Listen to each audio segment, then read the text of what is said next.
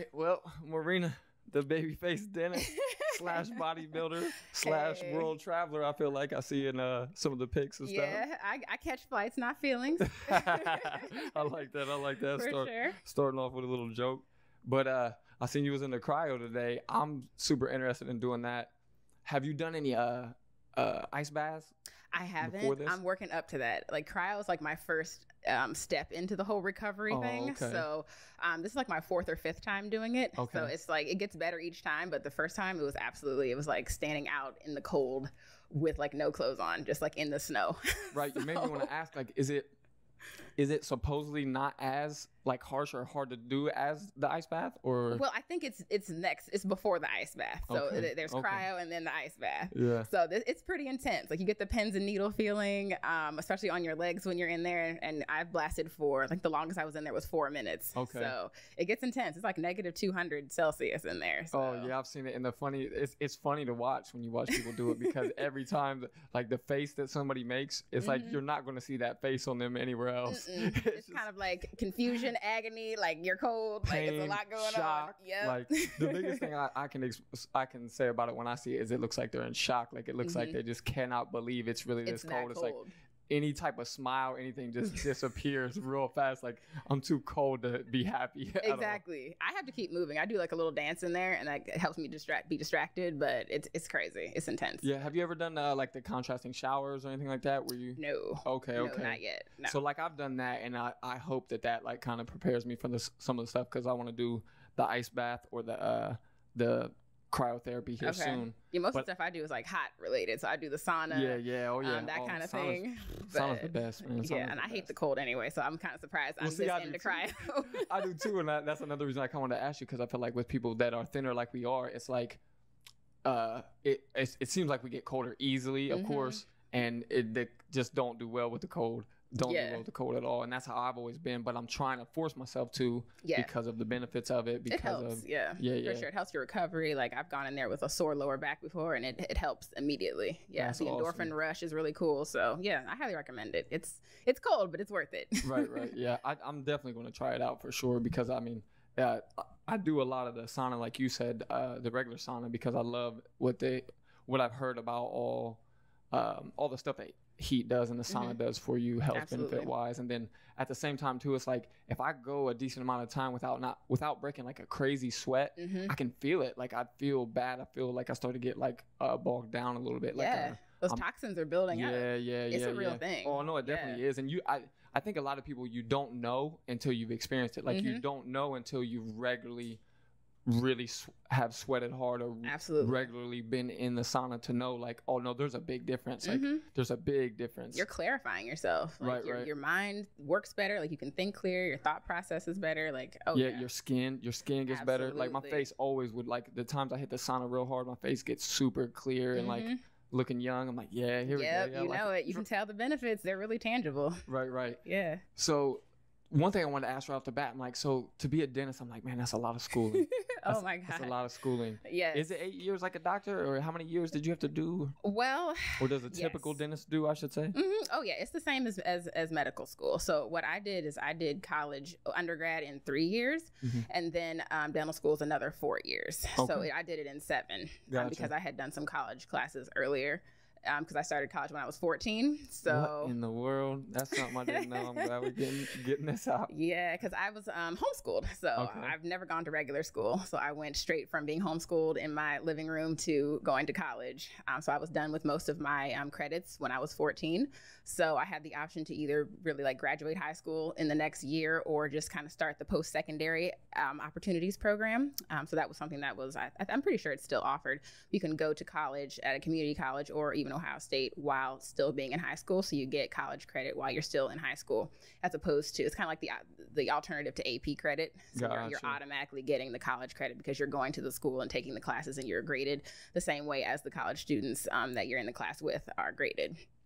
So I did that at Columbus State for 2 years. I did it from ages 14 to 16. So I got 2 years worth of college credits when I graduated high school. So I had an associate's degree and a high school diploma at the same time. So that was really cool. So I graduated when I was 17, and then I went straight to Ohio State and did a major in Spanish and a minor in biology in 3 years. And then I took a year off, a gap year, and then I went to dental school for 4 years. Gotcha. And starting back to when you did the homeschool, was that by one of your parents or a tutor, or what? How'd you do it? Yeah, my mom did it. Okay. Yeah, she's a dentist as well. Right. So she took some time off from her practice, and she started working part-time to stay home and educate me.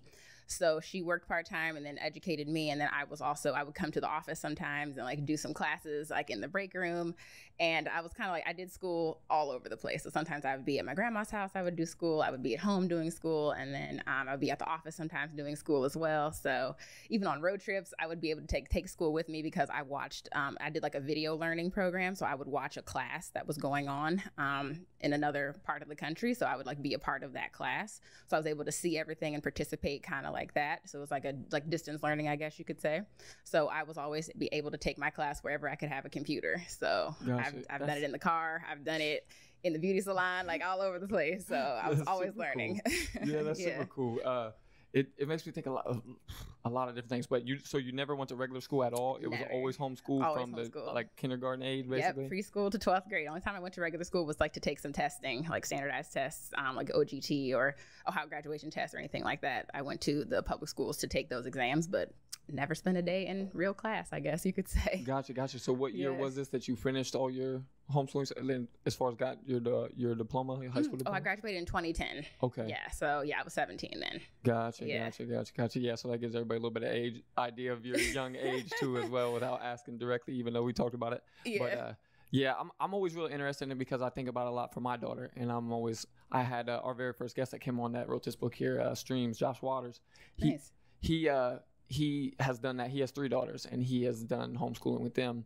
And he was saying how they, especially the younger daughters, over the first one, have learned at an even more accelerated pace because they kind of just like do some of the stuff or pick up on some of the stuff that the older girl was doing. Yep. And because they don't have to like learn along with the class. It's like if they learn this, we got this, they pass it. It's like we can kind of move on. So a lot of cool things that he was talking about, not to mention he was telling me about some really cool stuff he's finding out now about how there's different like entrepreneurial schools and things that you can get the kid into, get your kids in. Yeah, so all of that has me thinking, because it's weird. I'm always like, me and him talked a lot about it, and I think I've talked a little bit about it on the podcast with someone else, but I'm always interested too. Like, you hear a lot of people saying like, oh, I don't want to shelter them too much and fearful that they won't be like this way in society or be able to be fine with people. You seem to be perfectly fine with dealing with people.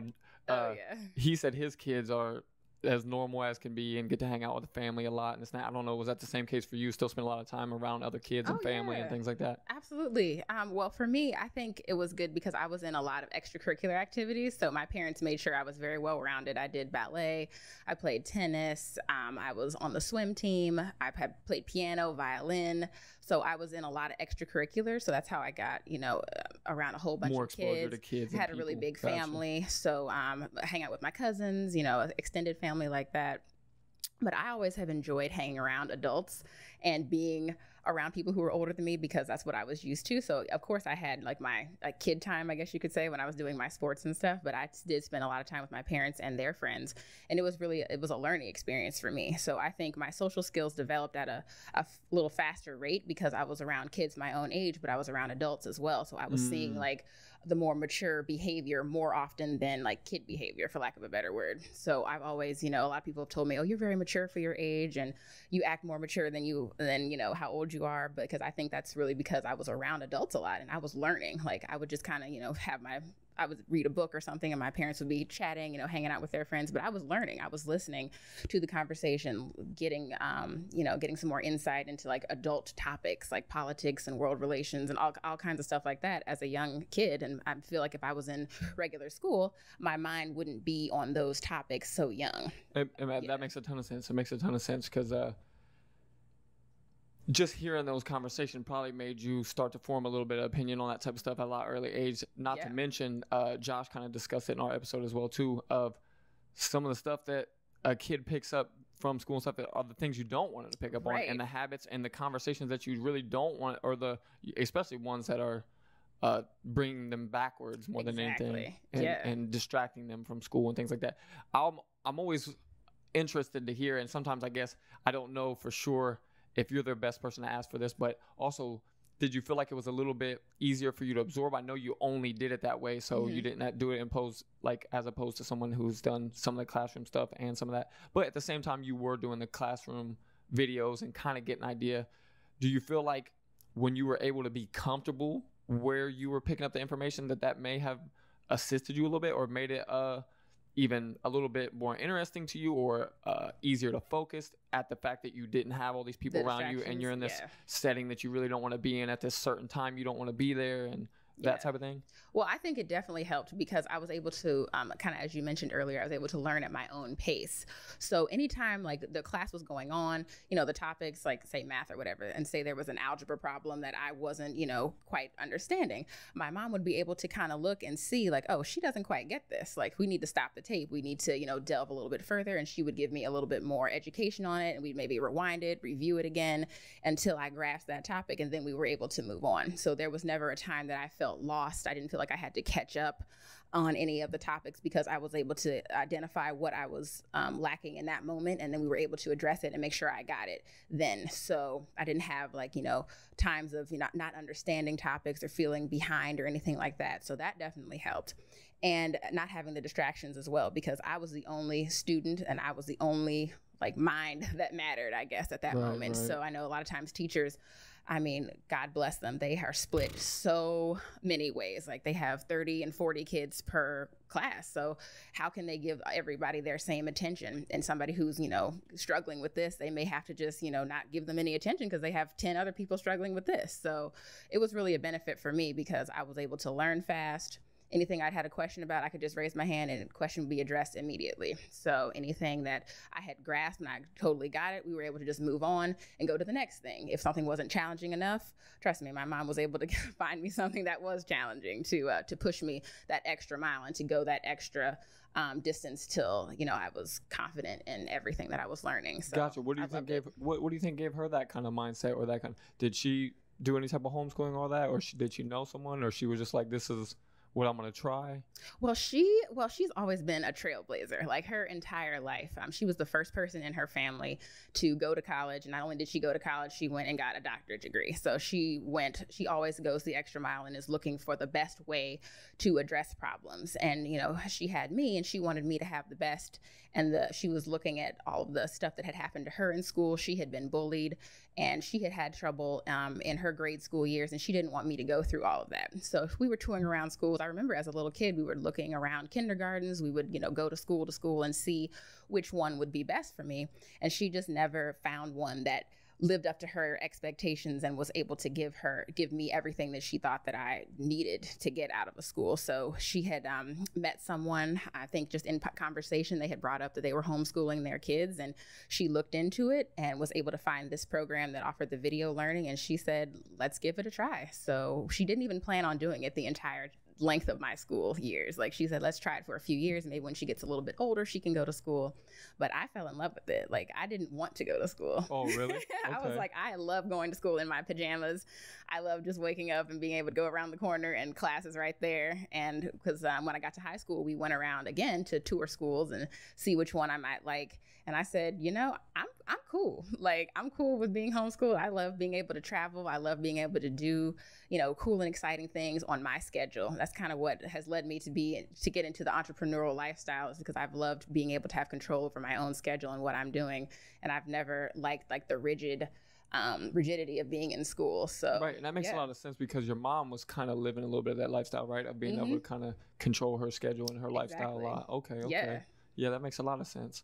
I'm always pumped to hear when like someone goes with that plan like your mom did and it pans out and works out. Oh, absolutely. Yeah. To then produce a kid that gets into something lucrative and has success in different areas of life, because I'm always like, in a way, I'm sure she felt like a lot of emotions, a lot of being scared or not, like, I don't know for sure if this is gonna work. We're gonna try it. And that's probably why she gave you the option in a lot of ways too. Like, hey, but I don't want to force this. Exactly. And, yeah, at least then I'm not totally to blame if it doesn't work out. If it goes left. But it's real cool to hear that it worked out. And one of the things that was really interesting to me that I wanted to ask about is like, so another thing is a lot of people and a lot of kids that grow up with a parent that's in a certain field, they want to go completely the opposite way because they're like just that rebel as being a kid or and wanting to be different or wanting to set your own way or whatever, all the different reasons that people have about it. And I'm always super interested to hear that too, because I'm like, so why do you think it is that you weren't turned off at all to it, or were you at first and like, nah, I'm not doing any kind of dental? Yeah, that's kind of where I was at the beginning, because I worked in her office as a kid. So I was like 10, 11 years old, answering the phones, taking messages, seating patients, really engaged in the day-to-day of the office just as a little kid. And I mean, I liked it, but I was like, no, I don't like all this blood. I don't like teeth. Like this isn't for me. So I was absolutely like completely opposed to it until I was in my teenage years. And my dad, he was in broadcasting. So he was general manager for one of our local radio stations. So I went to the radio station and kind of saw what he did. I looked at the DJ booths and kind of looked in that field as well. And I really enjoyed his profession, and I didn't really want to do dentistry. And I was like, okay, maybe radio's not for me. Let's try something else. So I looked at being a lawyer, and I was like, okay, that's a lot of reading. I don't know if I want to do all of that. So I was really on the fence. I was thinking about, just getting into science some kind of way, because I did enjoy science, but I was all over the place. I was like, political science. Do I want to be a politician? I was in every direction possible is what I was thinking. And it wasn't until I was about maybe 15 or 16, I was assisting my mom in the office, and she was doing a procedure on a patient who couldn't afford like a really expensive treatment plan to like fix their entire smile the way they wanted to. Because as you know, and probably everybody knows, the dentistry can be very expensive, especially if it's more cosmetic dentistry. So this person had a chipped front tooth, and they were really insecure about it, and they couldn't afford the super expensive treatment. So my mom was able to offer them a less expensive option where she was basically able to rebuild the tooth by hand. So she took a composite material and just rebuilt the entire thing from like the ground up, for lack of a better word. She was able to shape it. She picked the right colors. She smoothed it out, all the contours and everything. And by the time she was done, the tooth looked brand new, like it had never been chipped.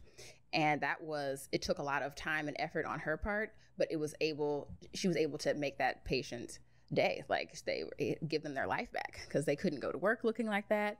And now they were completely restored. So she was able to offer them that, and just the look on their face after that procedure was done, I was floored. Like the person was almost in tears. They were so happy that they were able to get a solution.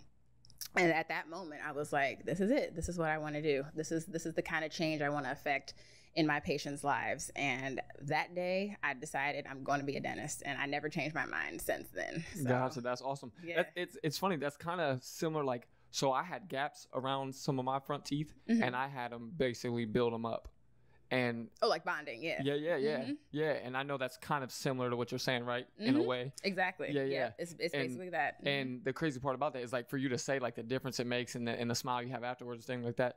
It's something whenever someone asks me like, oh yeah, I'm thinking about maybe getting this done, like especially cosmetically to get a better smile or something. I always tell everybody like, do it, because it's like a game changer.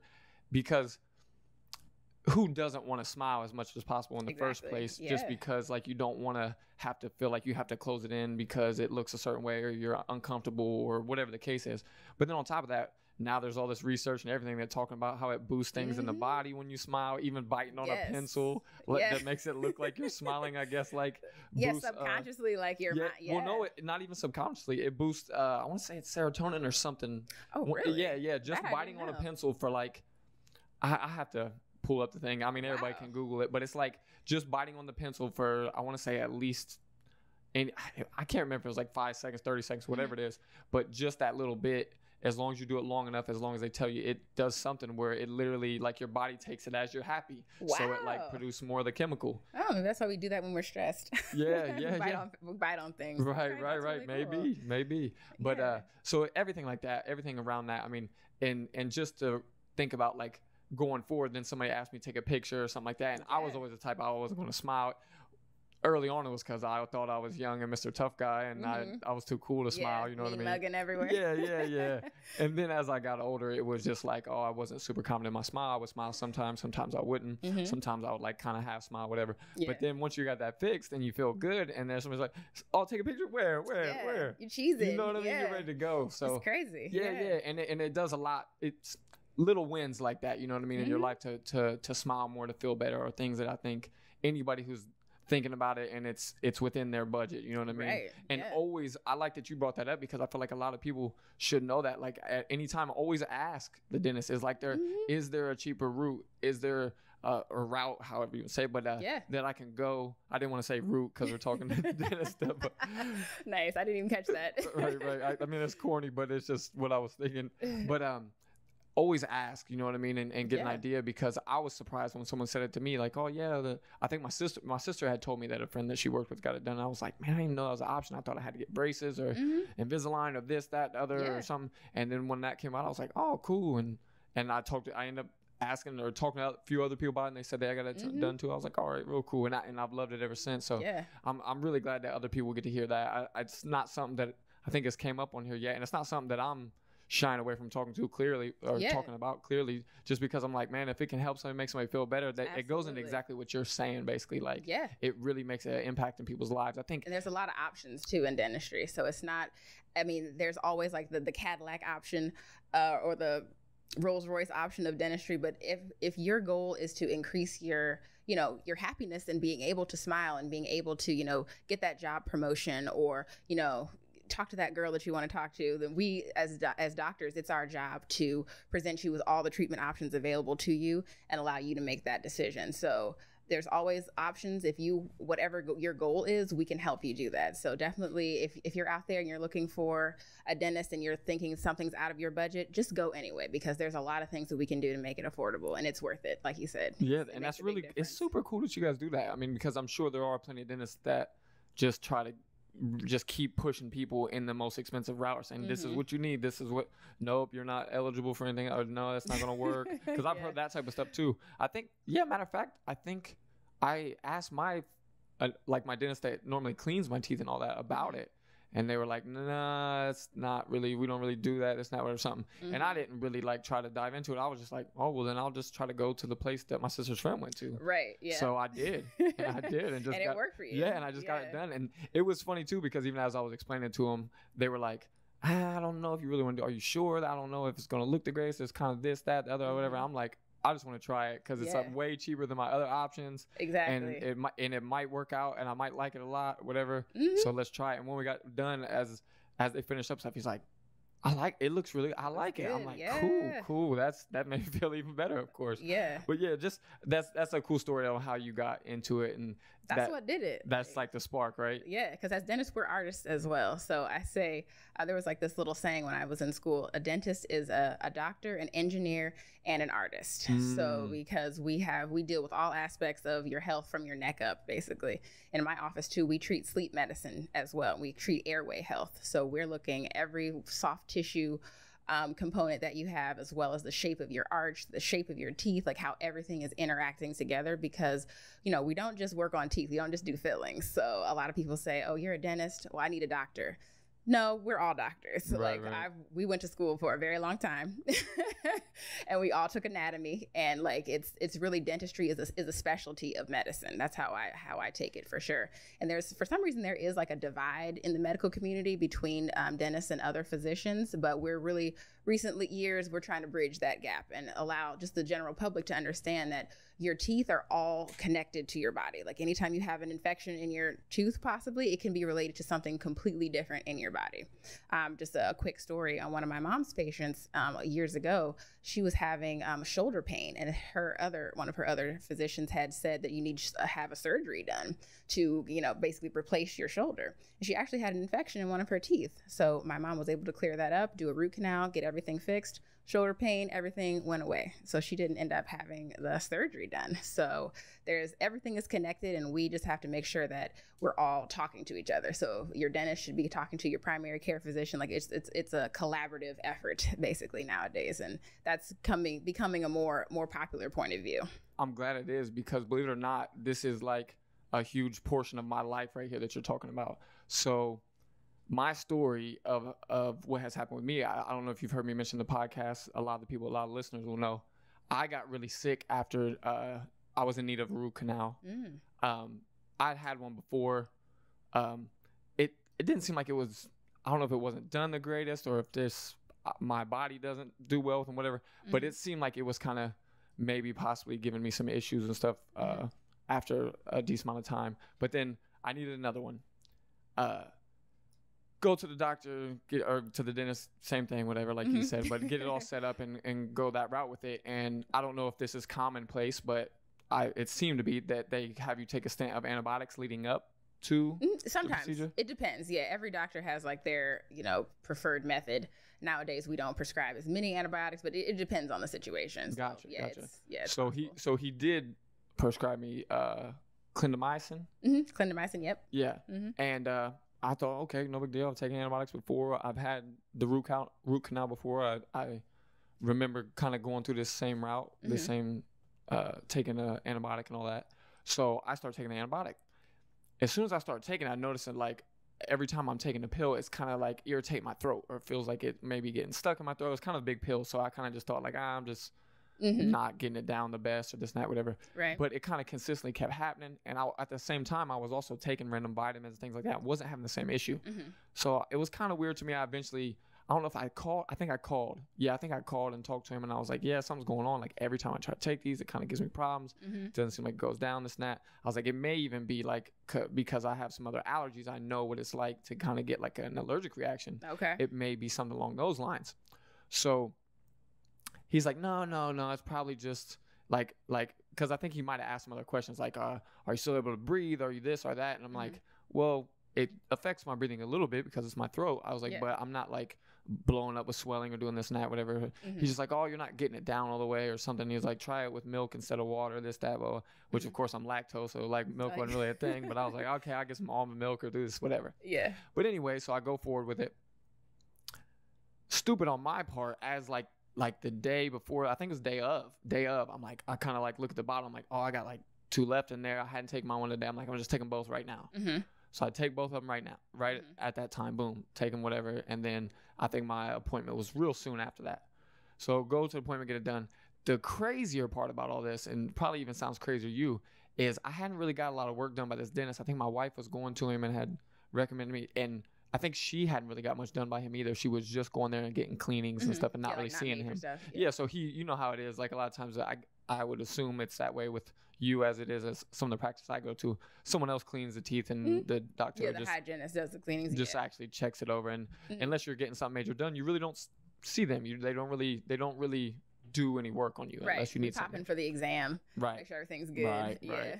So anyways, so I this is like my first time dealing with this guy stuff. I go, and it's crazy. I get in the chair and like one of his assistants has her kid in there. And her kid's in there like running around and like at one point ran around my chair and stuff. Whoa. And she's like going off on the kid. And then he's kind of starts talking crazy to his assistant. I'm just like, where did all this come from? Because I had been there before, like I told you, leading up to this to get the exams, and I think I might have got a cleaning there and stuff. And just none of this had really happened. So I'm just like, I'm sitting there like, what am I getting myself into? Because they don't seem the most professional, and it's not like it was weird. Yeah. But anyways, go for it. So he starts working.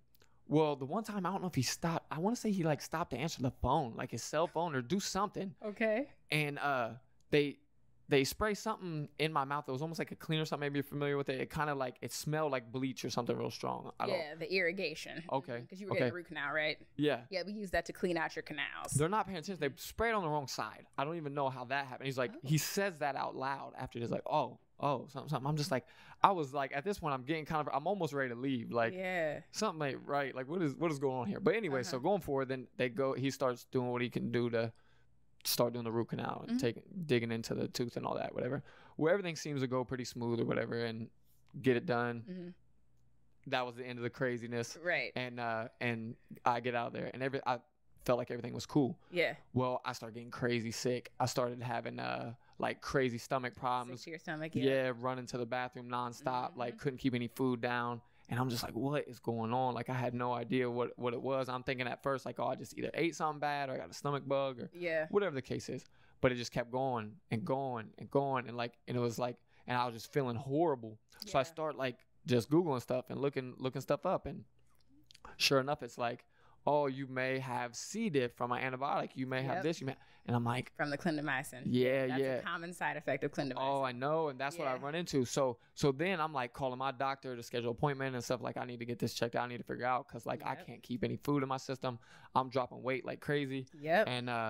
And I talk to him and I go to my doctor and I'm telling him like, yeah, I just had this thing done and I just took these antibiotics. He's like, oh, antibiotics aren't. You shouldn't really worry about that. You're reading too much into stuff off the internet, blah, blah, blah, whatever. And he's kind of just like knocking it down. I'm just like, all right, okay, whatever. But he's like, but we'll do some testing, this and that, whatever, something. But he kept trying to shy me away from it. Right. Well, I don't know what I think he kind of tried to prescribe me like something for stomach acid or something like random. Acid reflux or something. Yeah, something along those lines and kind of just try to knock it off. But he's like, but if you really want to do the testing, we can do the testing. And I'm telling him like, man, from what I've read, like this seems like this is what is going on. Like I really, and he just kept trying to tell me like, no, but he agreed to send off like a sample, whatever. Stool sample. So he goes that route. I'm at home a few days later and he calls me. He's like, yeah, sure enough. Yeah, you got C. diff, this and that, blah, blah. And I'm just like, and it was crazy over this little short period of time. Like I'd have to look back at like old posts on social or something like that. But I lost something crazy, like 30 pounds in like, man, it was fast, like 3 weeks to a month or something. Like it was bad. It was real bad. And right as it was happening, I was at the heaviest I've ever been in my life because I just got into working out and trying to bulk, and I was doing it all the wrong way, like straight dirty bulking. Like I just thought, eat as much as I can, lift as heavy as I can. Especially as a skinny person, you know what I mean? You hear a lot of people say that, like, oh, you need carbs, you need this, pasta, you need that. And rice, Oh, I was going in with all that bread, pasta, cereal, rice, everything, like just going in. And a lot of like junkier foods like included with that stuff too. But it just hit me. It hit me bad. It hit me hard. And I started taking the antibiotic. And I feel like I finished it out or went all the way through it. I feel like something came about.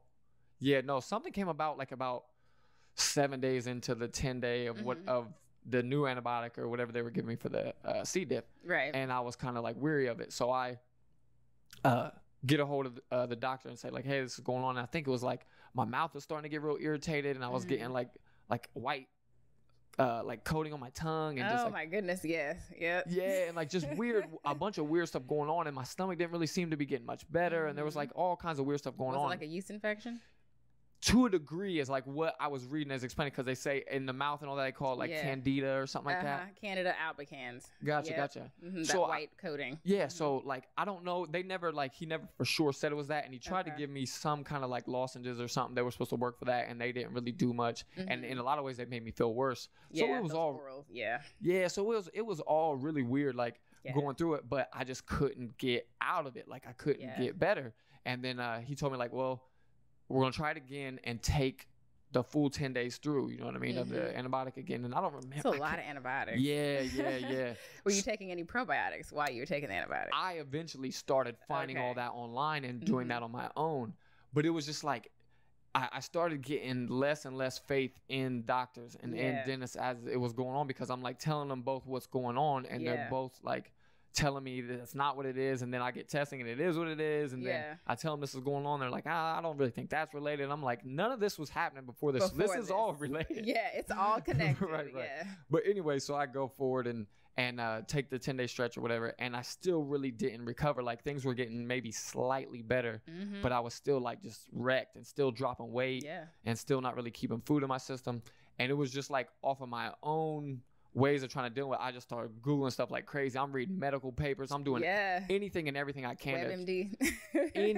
anything I could do to try to like recover my health. And like I tried so many different things, like cleaning my diet up completely. Like I cut out especially when they were talking about like the candida thing and all this and that. I'm like, I'm clean, no junk, no sugar, no this, no that, whatever. I went all these different routes of trying to see if I could get better on my own, because it was all pointing towards like a digestion thing, a stomach thing. Your gut bacteria was like, what's going on? Exactly. Like it was completely out of whack. Right. And that many antibiotics, I can, without taking probiotics with it, because antibiotics are notorious for wrecking your digestive system. So, everything you're telling me is totally making sense. Absolutely. Right. Yeah. So, and it got crazy. I mean, I kind of dealt with it off and on for probably 2-3 years. Wow. Of like kind of getting better for a little while, and then it just kind of going terrible again. And it was weird. Like sometimes certain foods would kind of like trigger and set me back. Sometimes I don't know if it was just like not getting much sleep, stress, random things that just add to like mess with your immune system. To like really recover. Yeah. And then on top of that, it was like there was things that I was doing to try to fix the problem that was probably making it worse. So like even when I try to go to this extremely clean diet, all of a sudden, so like a lot of things I was reading was like when you get really your digestive system gets really wrecked like that, you start throwing in all this fiber from all these veggies and stuff like that, and you can kind of like irritate your inside, your digestive tract and all that. And I had a lot of that like fiber I started noticing was like crushing me. So it was like, man, like I want to get better, and they say to eat healthy to get better, but I eat healthy and it makes me worse. It was like it was a rough time, like and it came back around in a bad way, like right after my daughter was born, so right about almost 4 years ago now, and hit me hard again, and I lost like another like 30-40 pounds at once, and this time it was even faster, maybe like 2-3 weeks. Were you taking antibiotics again, or is it just the same resurgence from this? It was just it was just like things not getting already all the way cleared up, and somehow it hit me again. Maybe like I said, maybe kind of like my diet, or getting more loose with my diet because I was feeling better. I don't know exactly what kind of threw it, like brought it back around, but it's been a crazy battle with it. So for you to say that, it makes a ton of sense to somebody like me when you're saying all the things you're saying, but a lot of other people, I don't think if they know that. But the one thing it definitely made me think about is, so you say comparing like doctors and dentists and people saying all this, that's not the same. To me, I look at it as, regardless of what the situation is, I do look at both you guys as doctors, but I also look at it like, you're always going to have the doctors that look for more information or want to stay up on things, is at least what I ran into. And then you're going to come upon the ones that like, what I learned in school is what I learned in school, and this is it, and this is the way it is, and like, and they're almost like closed-minded to anything new that's presented to them. And I'm like, that's crazy to me to come across in somebody that's a doctor that's supposed to be there to help someone, and know more than we would know, or be able to find on Google or something, you know what I mean? Because we're always learning. As doctors, we have to take continuing education courses all the time to keep our license up to date. So we must be learning the new and the most up-to-date information all the time. But there are some doctors who just do get stuck in the old school ways. Like back in the day, prescribing an antibiotic, they were just handing antibiotics out like one by one, without knowing the importance of having a probiotic to go with it. And a lot of times we were prescribing things, antibiotics for things that it wasn't necessary. It used to be commonplace. Every time you take a tooth out, almost, you have to prescribe antibiotics to go with it. And that's just really, it's a case-by-case thing that you really have to judge as a doctor, each case, like when are antibiotics absolutely necessary? It's not like a routine thing. But that's, recently a lot of people have come up on that information, and they're following those, that protocol. But in my office, every time I prescribe an antibiotic, I suggest a probiotic as well to go with it, because the antibiotics are wrecking your gut health, and you having a reaction to clindamycin doesn't surprise me at all. Because it seems super common once I started looking it up. A lot of times I don't prescribe that one unless someone is allergic to one of the penicillins. Because if they are, we have to prescribe a clindamycin or something like that. But just kind of knowing the side effects, being as up to date as possible as all of the interactions with the rest of the body is what I really try to focus on, so that I'm giving my patients the best opportunity for success, whole body success, not just fixing the problem that they come in for, but I don't want to create another problem. So that's awesome. I love that's my mindset. I love hearing that for sure. And even to hear your your knowledge on gut health and things like that. Like, because it was even surprising to me as I was going through and reading more stuff, learning about it. It's like, you also kind of have like a microbiome in your mouth. Exactly. And I'm just like, oh, because then I've seen like there's certain mouthwashes that you can use that are easier on the microbiome of your mouth and things like that. So all that stuff was really interesting to me, of course, because of my issue on top of that. You know what I mean? Like, oh, well, there's a totally different way. I started being real fearful of fluoride, like hearing all the bad things about fluoride. But I'm like, I understand. Yeah, fluoride's one of those things that does have a lot of bad press, but it does a lot of good for especially people who are in areas that have well water and they don't have as much fortification in their enamel. Fluoride is really good to have with children, but the toxicity levels are so great. Like, you would have to just like be able to extract so much fluoride from water in order for it to be poisonous. Like, the amount that's put in the city water and the amount that's in toothpaste, once again, you're not swallowing toothpaste. So in order to have a fluoride toxicity, it would have to be deliberate almost. So definitely the fluoride does have a lot of bad press, and some of my patients, even after my best attempts to, comfort them about how good fluoride can be, they're still just not having it because it's very popular that fluoride is bad for you. But the science does support using it. So, but I won't get on my soapbox about fluoride. No, you're okay. You're fine, for real. I mean, what I do is I kind of like split it up. I have a natural toothpaste that I use, and I'll use that sometimes, and then sometimes I use the regular fluoride stuff to kind of like make sure I'm getting some of the benefits, but maybe I'm not giving myself too much of it. You know what I mean? That's a happy medium. Right. I'm happy with that. Gotcha. And then with my daughter, I try not to give it to her because she does swallow the toothpaste and things like that. So I'm like, I'll just give her the fluoride, which a lot of the kids stuff nowadays seems to be fluoride free for the most part. Yeah, because all of the press that fluoride has gotten. Yeah, a lot of. Yeah, we'll say that for another podcast. No, that's perfectly fine. I feel like we probably talked about a lot of stuff that a lot of people are like. I know, this is a health podcast now. Like, where did this just go? But at the same time, it makes me want to step right back. So when you're taking all this crazy schooling and just deep in it, where in the world did you get the idea of like, oh, I'm gonna throw in doing a fitness competition at the same time? Because that is the story, right? You started training the first time for the first show. While you were still in school. Shoo. Yes, I was in my.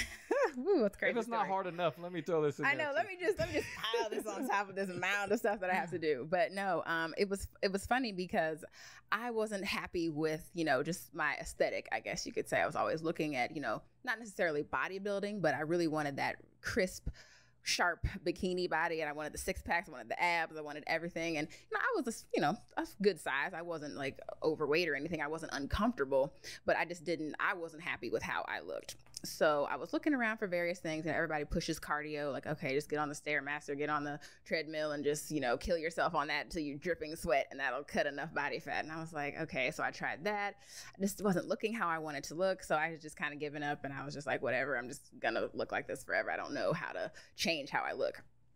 So I also run a nonprofit organization with my mom. We have a jazz music foundation that we have an event every year to educate underserved inner city kids about jazz music and all the cultural significance of that. So we were having an event, and one of our musicians, Phil Rainey, who is a member of the Urban Jazz Coalition, was telling us about his son is into health and fitness. And he said, oh, my son Marcus and his wife would like to come to the event and talk about health and fitness.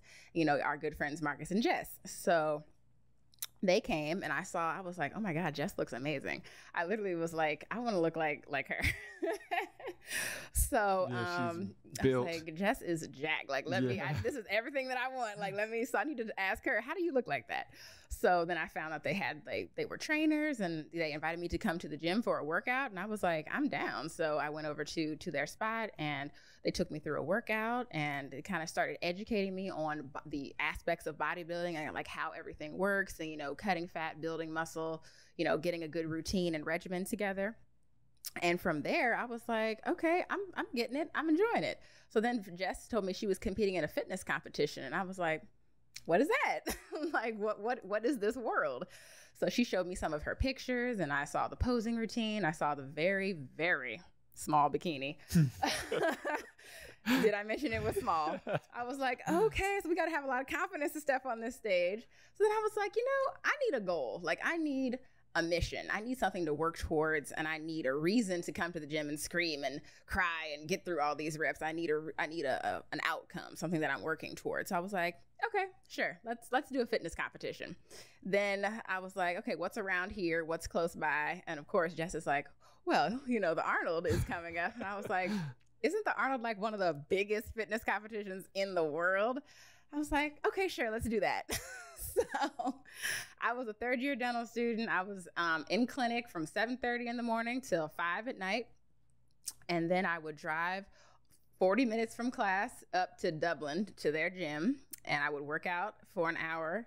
Then I would somehow squeeze another 45 minutes of cardio in there at the gym at Ohio State. I was cooking, I don't know how much protein, 180 grams of protein every day, chicken, whitefish. I hate the way cod looks to this day, even though I'm actually about to go home and eat some, and asparagus. And I don't know how I was doing it. I wasn't sleeping a lot, that's for sure. But I was motivated. I was driven. Like I saw the end goal. I saw the vision. I was like, if I want to look like this is what I got to do. So 16 weeks of prep, working out 5 days a week. I think I lifted with Marcus and Jess like 4 times, and then I did one lift by myself, and then cardio, as much as cardio as you could possibly get. And I was just, I don't know, I was in it. Like it was kind of just like this, I don't know, this like animalistic thing just kind of took over. I was like, I'm doing it. Like, I don't care what it takes. I'm going to drink these 2 gallons of water. I'm going to get up from my patients and have my snack real quick and then go back and see more patients. And I don't know. I really don't know, Aaron, to be honest. Well, honestly, it's a blur. Yeah, I can imagine it's probably definitely a blur. But I always tell a lot of people, and even with you saying that, I always feel like if you were getting results, a lot of times that's what it was for me, and that's what I've seen for a lot of people. Like when you start doing it, especially if you hadn't done much working out before. Yeah. So like that's kind of what you were saying, right? All I had done was sports in high school and grade school, but it was just cardio. Mm-hmm. Like I was never building that muscle, that defined look that I was looking for. So I mean, I'm swimming laps, running up and down, playing tennis, but I never looked any different. I didn't look really fit. So once I kind of the light bulb just went on one day, I was like, oh, so this is how you look like this. This is how the IG models have the muscles. Well, the natural ones, let me say, have the muscle and have everything. So you got to put in the work. So once I started seeing, I was like, oh, okay, delts. Like I started seeing a couple things, started seeing the legs like coming together, and I got addicted, I guess you could say, the best kind of drug. So. Right. I feel, so much stuff that you're saying clicks with the same way I was feeling going through, like getting into working out, same type of mindset. It's like, it's weird because I always hear how they say like anyone that's into bodybuilding or into like fitness enough to like try to make changes to their physique is that it kind of comes from a weird place of like doubting and not liking the way you look and things like that, which is honest. And I think a lot of us can say that, like, like we felt too skinny or too this or too big or too, like you said, too soft, maybe not sharp enough, this, that, whatever. But once you get rolling, it's like there's so many benefits from it with like your mood, how you feel better about yourself, your look, everything, like, and then it definitely does get addicting. It's like, oh, like, hold on, I can just put in this work and like keep working at it, and like it's kind of up to me. Like, and You're I think deciding, and I think it opened my mind up a lot to that idea in general, like with life. Yeah. To where it started making me put like, I would always tell people like, oh yeah, I got this fast metabolism, I'm always gonna be a skinny dude, whatever, something like this is the way I'm gonna look or whatever. My dad is like whatever, something. But then to start working out and see change and stuff like that, it's like, no, this is on me. Like you're really taking ownership of yourself. Yeah, like your body. As I started doing, I'm like, no, like this is up to me, and it's like, oh, maybe that also means a lot of other things are on me. Yeah, like it's up to me to decide how this goes and how this looks and how I handle this, how much work I put in here is what's going to give me my outcome. And at least, even if it's not, let me start trying things that way and see if they pan out the same type of way. Because I think it's a game changing mindset. It makes me think when you talk about you being open to so many things. So like even when you're talking about being open to all these different careers, and then talking about just being open to trying the fitness competition, and then I'll just do the Arnold, this and that. Yeah. Do you think in some ways too that is it maybe just a little personality, or is it maybe a combination of things? Because I kind of think about with you being homeschooled, I always wonder, does that kind of like open the mind a little more too, as opposed to someone's always like a kid always going, stand in this line, sit in this class, use the bathroom at this time.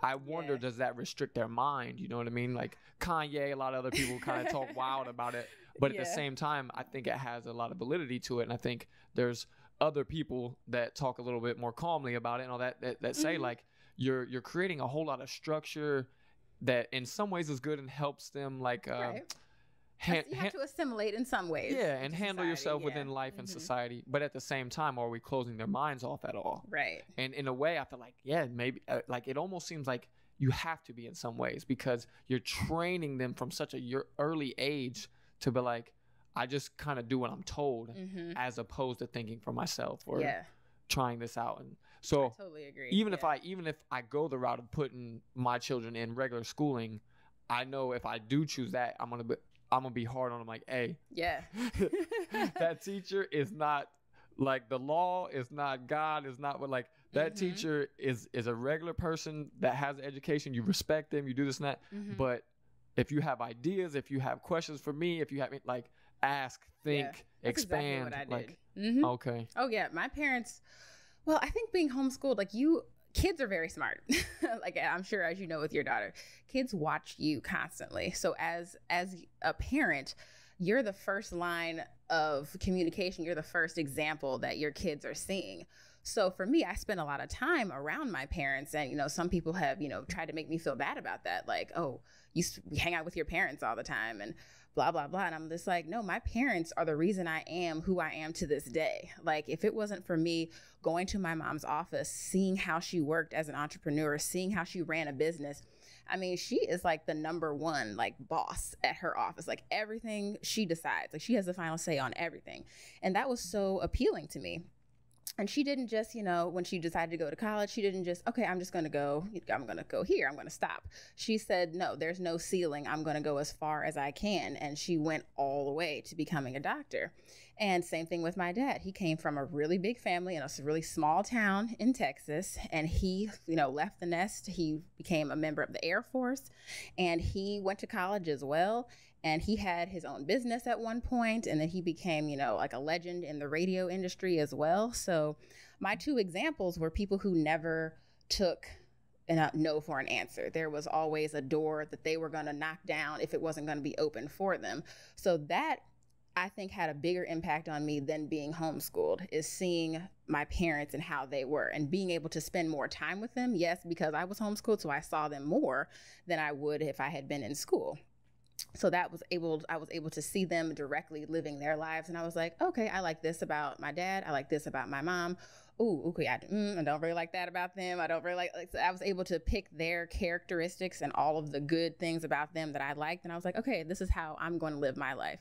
So that's how I operate. So homeschooling definitely helped, because I was able to be, in a more concentrated environment. But it was my parents, man, that like everything about me is because of them and their sacrifice for me. So really, homeschooling, I do give it credit, but I give my parents more credit. Gotcha. Yeah. I mean, it makes a ton of sense. That's the same mindset that you just explained at the end there is how I chose to live my life as well too. It's like, these are the things I like, these are the things I dislike, and I'm going to implement them into my life. And I don't know why that isn't always so common. Like, I feel like there's a lot of people that just kind of end up just like their parents or nothing like their parents. And I'm just like, man, your parent is really cool or a really good person. Like, you could have took some things there, or this and that, or whatever. You have two people who are, different, and you have two people who are awesome. They love you and they want the best for you. Like, why not just take the best parts of them and make that into you? So, right. And I'm sure there are a bunch of people screaming right now too when they listen to this, like, I didn't have to, you know what I mean? Because some people don't. Some people don't. But at the same time, I think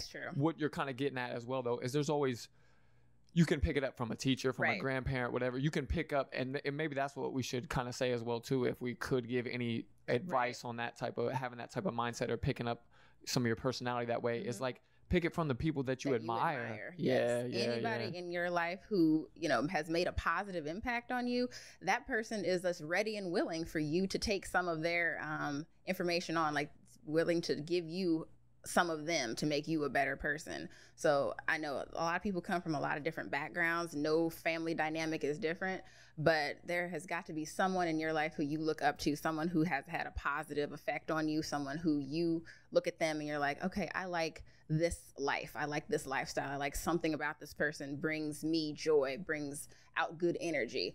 Implement that into your life and you can't go wrong. Yeah. And I think it's awesome for someone like you to, a later age in your life, be able to spend as much time with your parents and appreciate them and like have that cool relationship. Yeah. Because a lot of people don't have that. And it's awesome to see and know, like, because I always think about that, like, now as a father and as a parent, where I'm like, yeah, like, I hope when I'm older, like, my kids think I'm cool and like we can go do some things, or we can travel a little bit together, or we could spend a lot of time together. Because the older you get, I think everybody realizes it, and it definitely sounds like you get it too, that you feel a deeper connection with family, and it's just different. It's just different than, I mean, you definitely can build really good relationships with people who are not, that become family, but you always kind of have that, like, that just soft spot and that different place. Yeah, that different feeling of like being around family and doing things with family. But so let's rewind it back to, and then take it back to the like we said, jumping into, I'm gonna do this bodybuilding competition while I'm also putting myself through hell in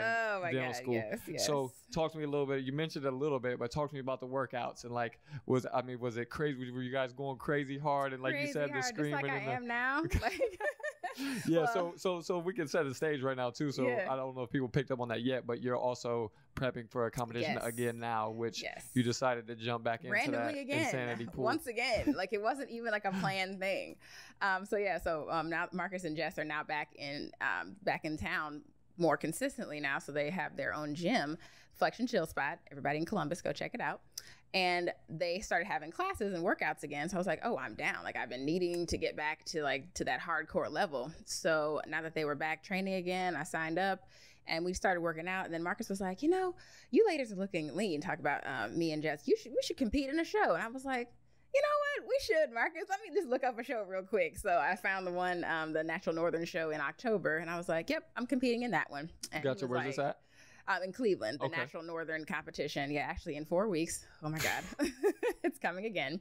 So I just randomly was like, yep, we're training for that. So he was like, cool, let's get it. So then the leg press screaming started. Just the other day, we had 200 reps on the leg press. And I was like, Marcus, like, why?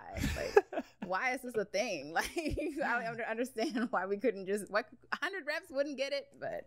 He pushes the limits for sure. I could tell from the start, like just doing little workouts with him and then just seeing stuff that he posts and seeing how he works, his work ethic. His own workouts, like he pushes himself to a point where I'm just like, I would have stopped like a while ago. Right. But, and then some days I see him, I'm like, man, how many times did you work out today? I know.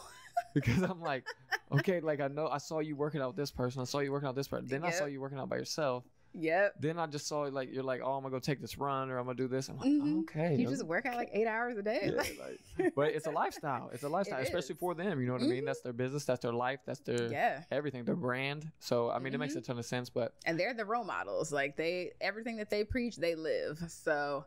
I mean, I just was, once again, I had kind of gotten out of working out to that intense level and I was losing my cuts a little bit. So I was like, okay, let's get a show.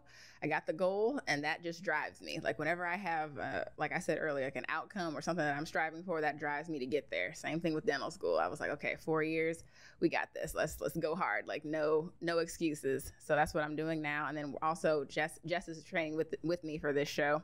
Then we're going to be doing the Arnold again in March. So it's like. Oh, okay. So you added that too? Yeah, we're doing the Arnold again. Man, oh my God. We're killing it.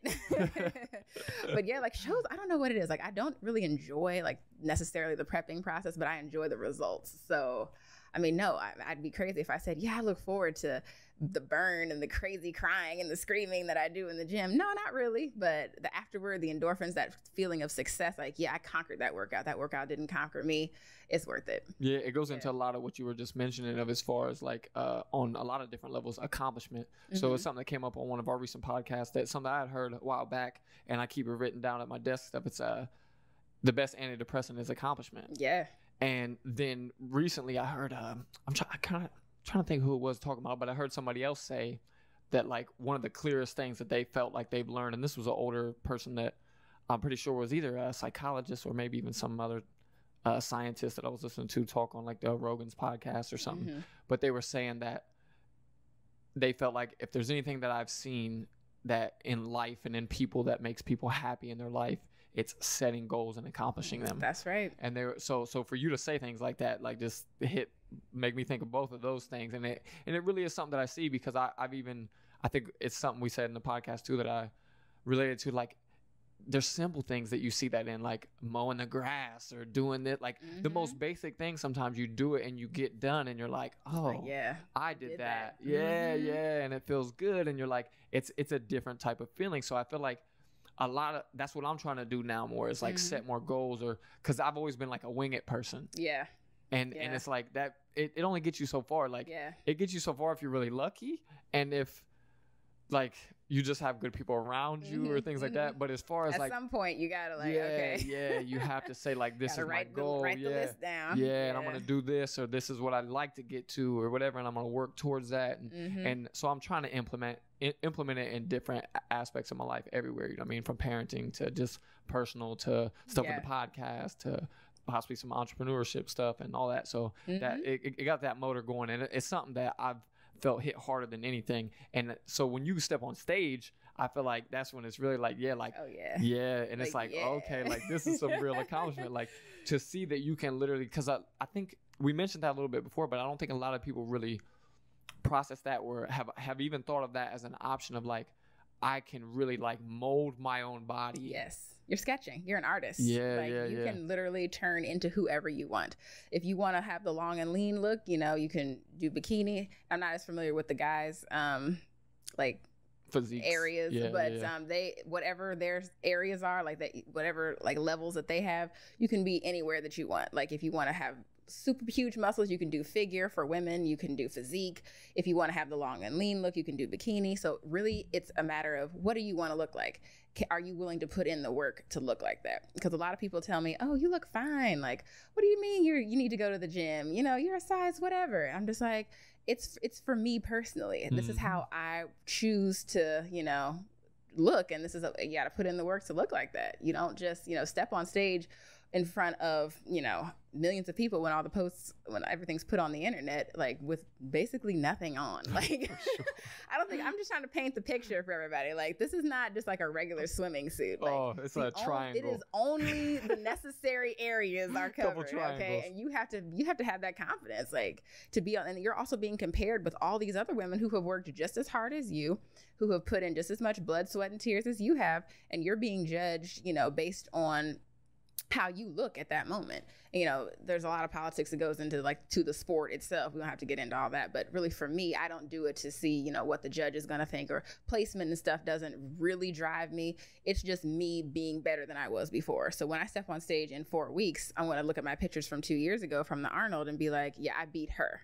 Like, that's who I'm interested in conquering, is who I was the last time. So whatever place I could get dead last in the placing. As long as I did what I wanted to do for me, then I'm happy. Right. I mean, it's a big theme of what we talk on here and what I try to make a part of my life. And I feel like there's a lot of benefits and happiness that comes along with that too, of like just trying to be better than yourself, better than you were yesterday, better than yesterday. Yeah. You know what I mean? In any type of way. And it's why I've talked to people about things about like just doing something difficult every day to kind of like feel like a little different than you did yesterday.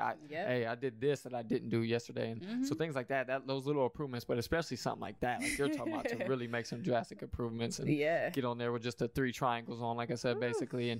And me and Jess even talked about, like, it's crazy too, because it's really pushing yourself to like a really extreme uncomfort as well too, because we all know what it feels like to just be judged by people. Right. Just the word judged and all that, whatever. And a lot of people don't like that feeling.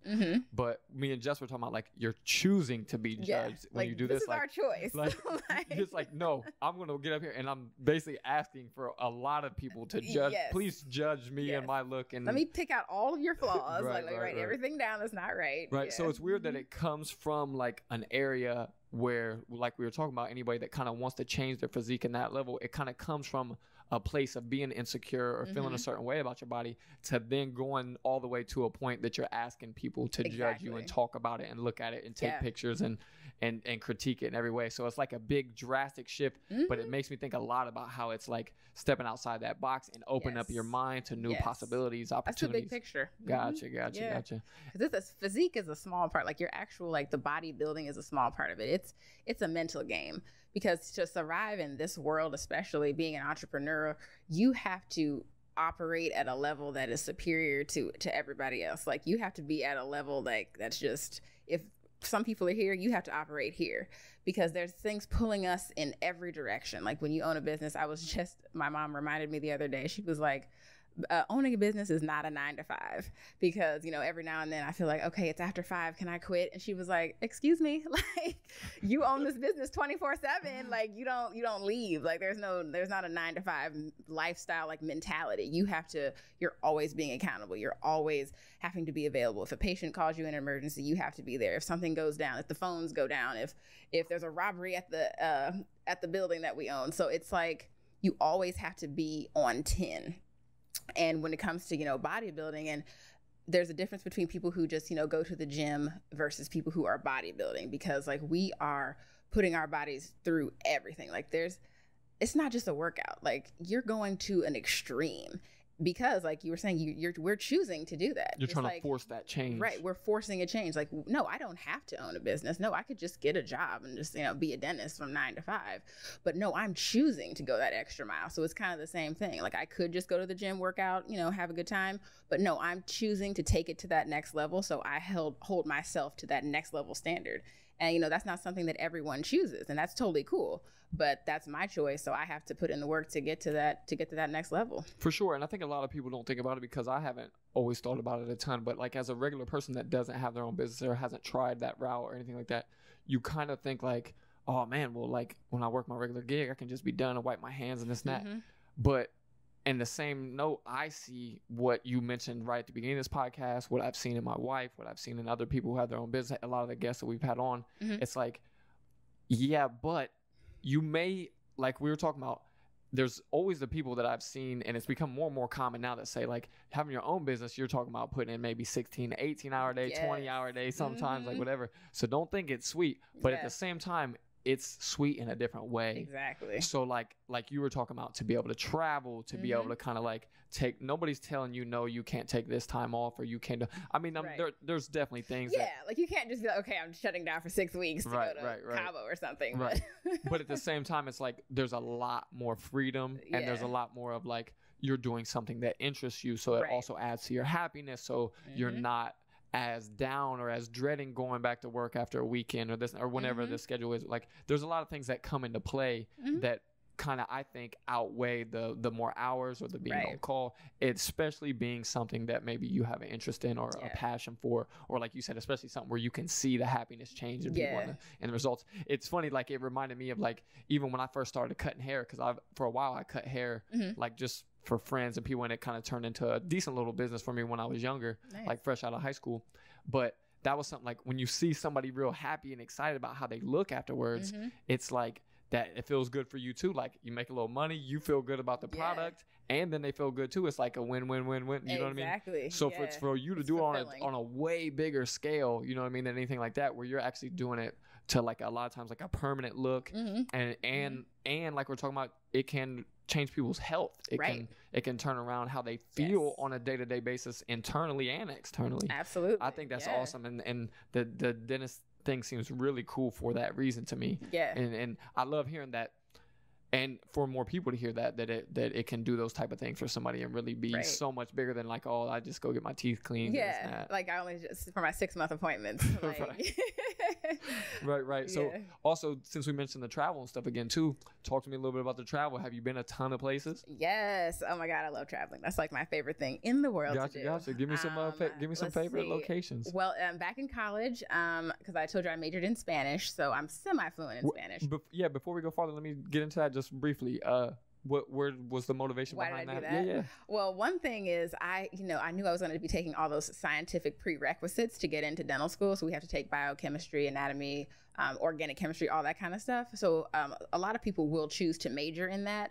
as well. But I was like, okay, I'm taking all these science classes anyway. Like, let's pick something cool. Let's pick something that I enjoy. And I always loved languages in high school. So I said, Spanish, it's practical. A lot of Spanish speaking people live in the US. I'm sure I can use it with some of my patients, and I have for sure.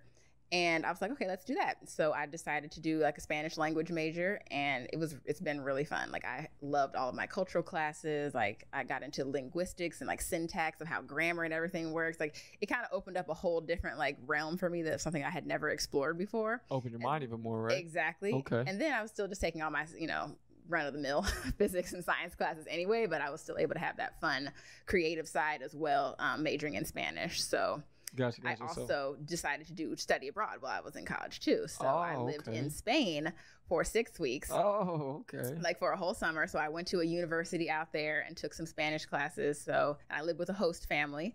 So I only spoke Spanish unless I was with my friends. We spoke English. We weren't supposed to. But I was like, okay, guys, like I can't express myself the way I want to right now. Let's just speak English. Right. But apart from that, in class, out in the city with my host family, it was all Spanish all the time. So that really helped my language. Gotcha. And that's real cool and that's real cool that you actually like are diving into culture as opposed to just like visiting and then not really getting the same experience, not just getting like the resort experience as supposed to say, you know what I mean? Yeah, it was a cultural deep dive for sure. So I lived in this little town right outside of Madrid called Toledo. You spell it the same way as Toledo, Ohio.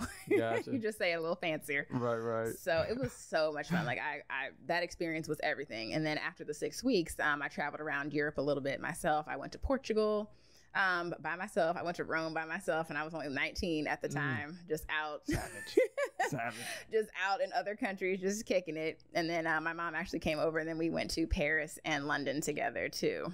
So I love traveling. And once again, I got my travel bug from my mom because she went all over the place back in her day as well. So yeah, I feel like a lot of it. Maybe it's just something that we all think, but it seems like with doctors and dentists and stuff, it seems like travel is something that is done, like, because I feel like we've all tried to schedule an appointment or something, you know what I mean? Like, oh yeah, Dr. Brooks is out of town right now. yeah. They're like, oh, okay, well, yeah, they travel. Like even with having our daughter. Oh, really? Yeah. She kept saying like, yeah, I hope I'm here I should be here when you have and then sure enough, she was on a vacation. Of course. Well, I feel like our job is like so crazy. Like we're stressed all the time. Like we need trips. That's what I say. Okay, that's what I justify. I need this vacation. It's not a want.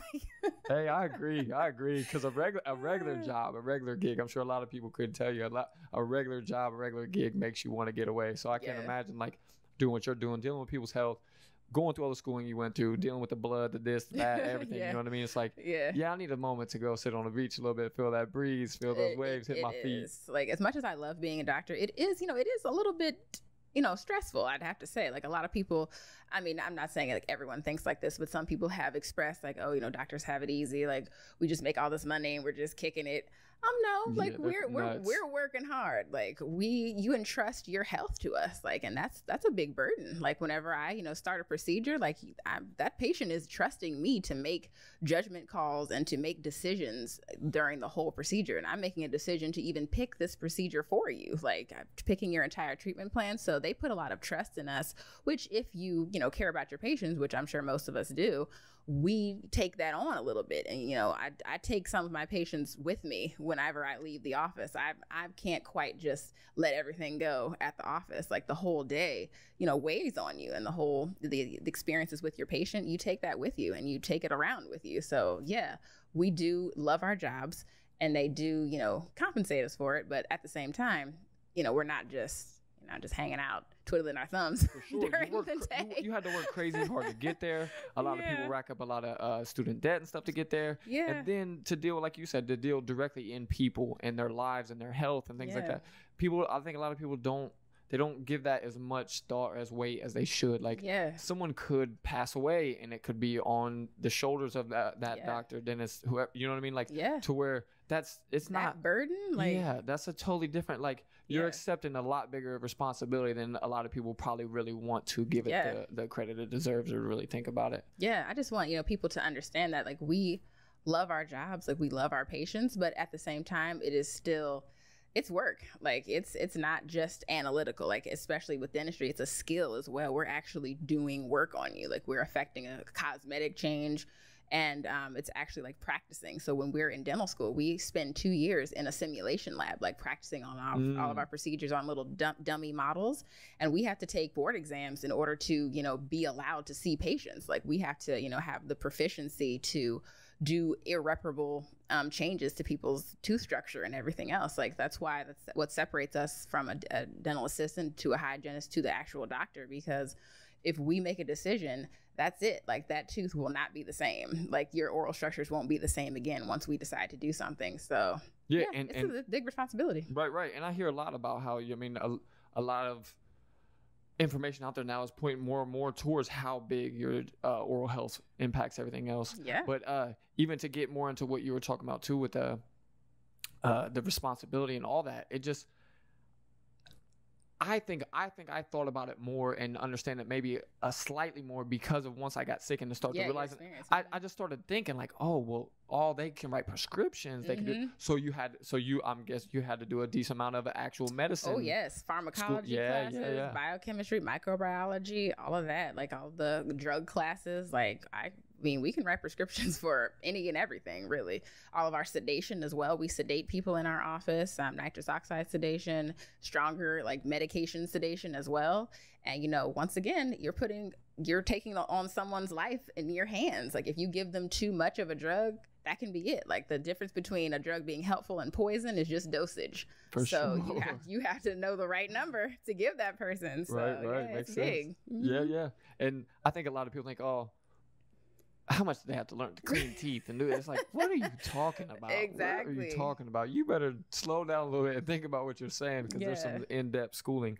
But so just to jump back to where we're at too. So what was your favorite place, or is some of your favorite places that you've been? Oh my goodness. I'd have to say London is my favorite city London? that I've been to. I absolutely love it. I don't know what it is. The first time I went over there, like I said, was during study abroad, and I found this restaurant called Nando's. Have you ever heard of it? No, I have It's not. a chicken place that is like life-changing. Chicken in London. It is life-changing. It's a life-changing place. Like I went there. I think I was in London for like 4 days, and I think I went to Nando's like 6 times. Like it's like it's like Chick-fil-A over there, basically. It's like British Chick-fil-A. Gotcha. So it's more of a chain thing? Yeah. Oh, yeah. Okay. It's a chain restaurant. It's so amazing. Like it's like a Portuguese kind of like charbroiled chicken fusion place. It's out of this world.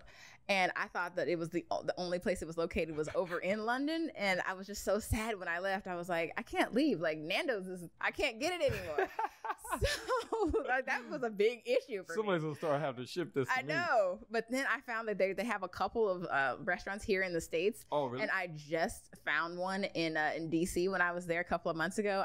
My life was absolutely made. I was like, that's the first time I had Nando's since being in London. I was like, I can be happy because I can find Nando's right around the corner. So I can kind of expect frequent DC trips now. Yes, DC and Chicago has it too. I was like, oh my God, okay. I can live now, because I was so depressed I couldn't find Nando's over here. Gotcha. London. Small things like that, like make your experience. Like London, I wouldn't have thought, especially like with the places that you mentioned and some of what I've seen on your social, that London, like, I don't know what it is. It's gorgeous. The architecture, the London, the Tower Bridge, the Thames River. I don't know. I just love it. How are the people? I can't put it. The people are really nice. They actually, the city's really clean for a large city. Like comparing it to New York is just like, I don't know what's going on this pavement. Oh, it's wild. The trash smell. Man, for the people that haven't been, one of the craziest things that I remember is, especially, I think it was even the last time Luis here, my producer, went with me. Mm-hmm.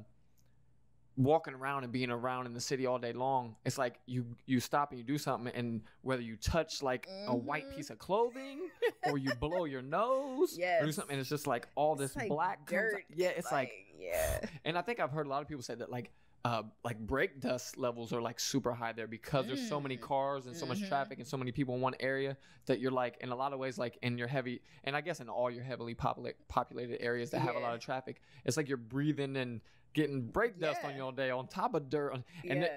But all that makes a lot of sense too, just because when you're there, it's like everything is moving all the time. It's like sounds. New York operates lights, at a different tempo. Yeah. It's just like everything is going everywhere. It's just a lot of people love it for that reason, and then then there's other people like, nah, I can take it in doses. Cool visiting. I can take it in doses. Yeah, I love New York for like a weekend. Weekend trip, New York, love it. But the trash bags on the side of the street, I'm just like, no, thank you. Yeah, I've only done a few days and I've never felt like I needed more. Exactly. I've never felt like I need to be here longer. Like, no, I'm ready to go. But... I do feel like if you grew up in it, it would be pretty cool because it would be like, I feel like the amount of people just that you would meet and come in contact with and know, that could really be something that's really cool and like expand your mind, expand your knowledge, expand just like your openness to things, a lot of different things where it's like opportunity, a lot of that. So it is cool for those reasons, but I definitely share the feelings of like, only so much, like Vegas was like the same way for me, like that. Exactly. Like, you can do it for a little while, but it's time to go. Weekend. It's time to go. But London wasn't like that. It was like, I think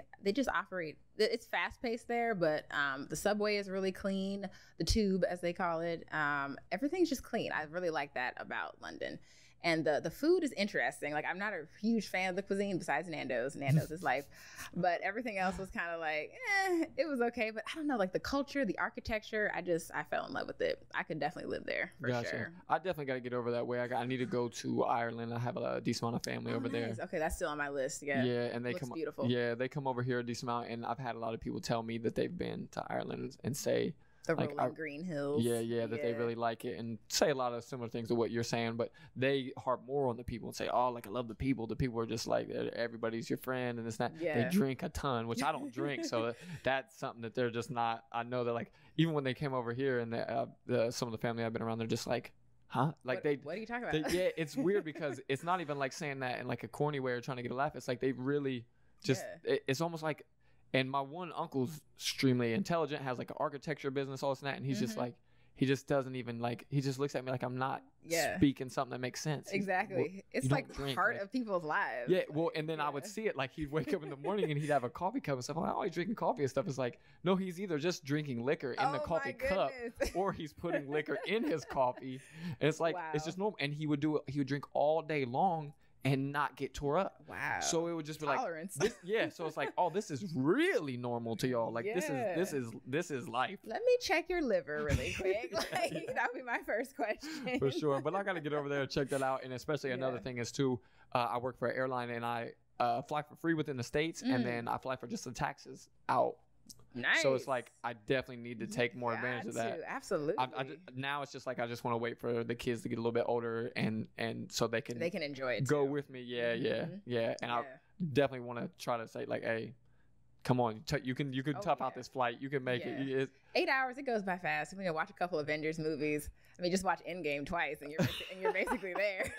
Marvel fan, are you? Oh, absolutely. Oh, really? That's surprising. I wouldn't have expected that. I'm really not. Like, I've watched some of them, but I have a lot of people around me that like watch every one of them, know them all, like buy the DVDs. I mean, I'm like, I do have some of the DVDs. See, I always mess with my one friend at work that's like that. I'm like, what are DVDs? Like, what are you like? I always mess with him because I'm digital. Like, what are these DVDs you speak of? I don't understand. Are they like CDs? Like, because I'm always like, we stream everything now, and I stream everything that I watch. But yeah, I mean, it's almost a way of life for people, but it's the movies are good. I mean, the numbers and the money shows on that. They're corny, but I love Marvel movies. But my favorite series is Fast and Furious, though, because I'm a car head. Oh, really? Oh, that's another. You're surprising me with a lot of things. I know I don't look like it, right? But no, I'm into cars for real. Like if I could have like a row of just like all these foreign cars. Throw me some favorites. Throw me some favorites of that too. Oh my God, like BMW M5 is definitely on my list. So expensive. But I'm super cheap. Like that's the thing. Like so I don't have any. That's like even better. I'm super cheap, but I just love expensive stuff. We're gonna be best friends going forward. Yeah. So Porsches. I think it's like a Boxer. I think that's the one that I really like. Any type of Rolls Royce. I mean, I'm down. Aston Martin, please. Can I have a couple? Hey, like you said, goals. I drive fast. Like setting those goals. I have my little Honda Coupe. That's my baby. That's Midnight, and I drive her like she is an M5. Like you're into Fast and Furious? Absolutely. If I could drift, I would. But like that is my thing. So yeah, my dad started me on those when I was like 8 years old. So I've watched every single movie. I cannot wait till the next one comes out. I'm ready. First day it's out. They're super surprising too, because I always make jokes about that too. Like I'm like, oh, what's coming out? Fast and Furious 67? Oh, okay. But at the same time, those have been ones that eventually when I watch them, I'm like, it's good again. Yeah. Again, it's good. Like I'm always surprised. Like, And it's funny too, because I'll be watching them and they'll say something or do something like, oh, this is the same.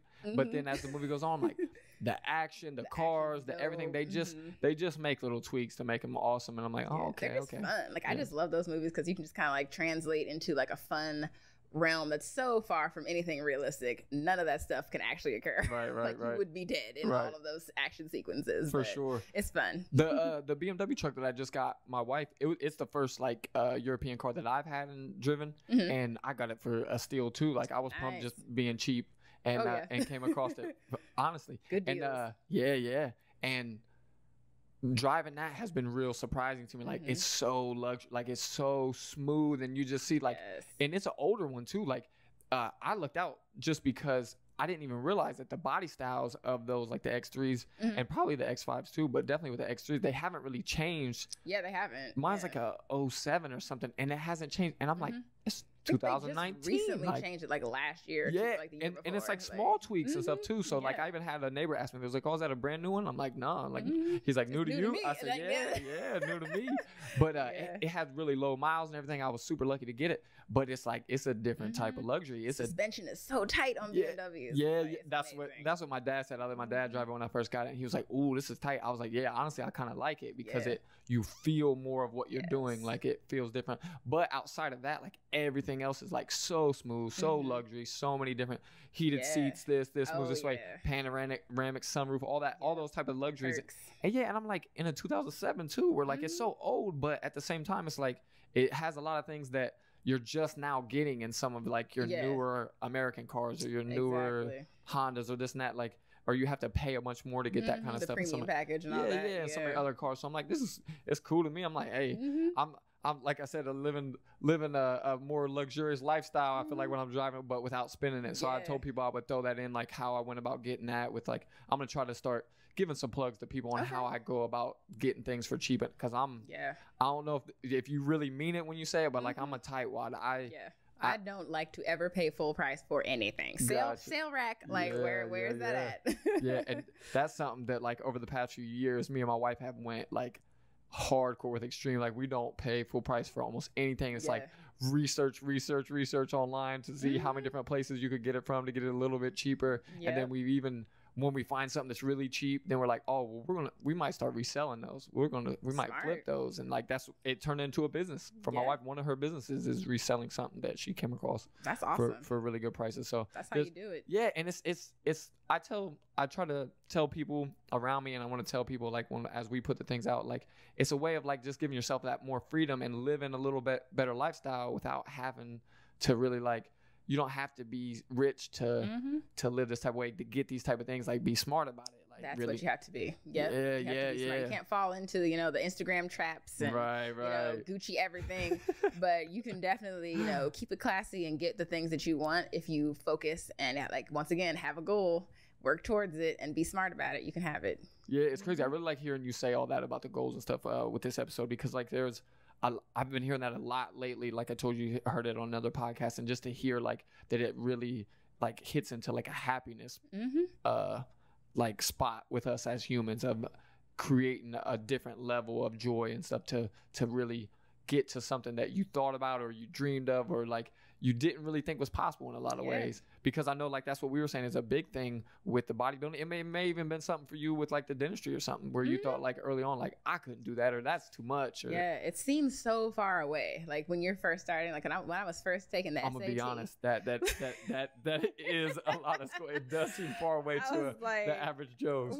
I was 15 taking the SAT. I was like, you know what?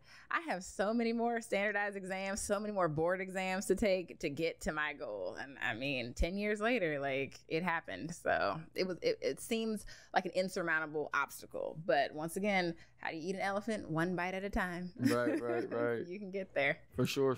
I love all that. I also want to nerd out a little bit more on some of the dentistry stuff just because I kind of, like I said, dove into a little bit off of me getting sick. And I'm sure some of the people who are going to listen to this part are like, oh, I don't want it. But so like I came across like Weston A. Price. I don't know if that's something that you're familiar with or say it again. I think it's Weston A. Price, right? Weston A. Price. Yeah, he's like I don't think I've heard of him. He was like I think he was I want to say he was just like a scientist or something, but no, he actually was a dentist. Yeah, he was a dentist, but dabbled in a lot of other things, traveled the world, and started kind of like picking up on other cultures of like their diets and how that was affecting their teeth. So this is like back in like, I want to say like the 30s or something. Oh, wow. And he ended up putting together this huge, I know he did a couple different books, but there's some video clips you get a lot of the pictures and stuff that he put together of like going to these different cultures that had like no standard or way of handling oral health, right, but had amazing teeth. And so he started looking into like, well, why is this? And then also he like kind of started stumbling into like they were living longer, they were healthier later into age and things like that. So he started really documenting that and getting real interested in like, what does this mean and what can I find through this? And went and traveled a bunch of different places and studied a lot of these like in wild places like pygmies and just people deep in jungles and things like that. And he was basically, even way back then, coming across like that we should be eating less sugar, refined carbs, things like that. And facts. And how it's more so kind of what I've somewhat experienced. I'm sure it does decay from the outside in, but sugar and inflammation and all that stuff or whatever, a lot of times it is like decaying your teeth and damaging your oral health like from the inside out. Absolutely. Okay. Yeah. Well, the thing is that your saliva really holds one of the keys to your oral health. So first of all, if you're dehydrated, if you do not have you have dry mouth or any type of, saliva issues, if you don't have enough, then that can also predispose you to developing cavities because saliva helps to balance the pH within your mouth.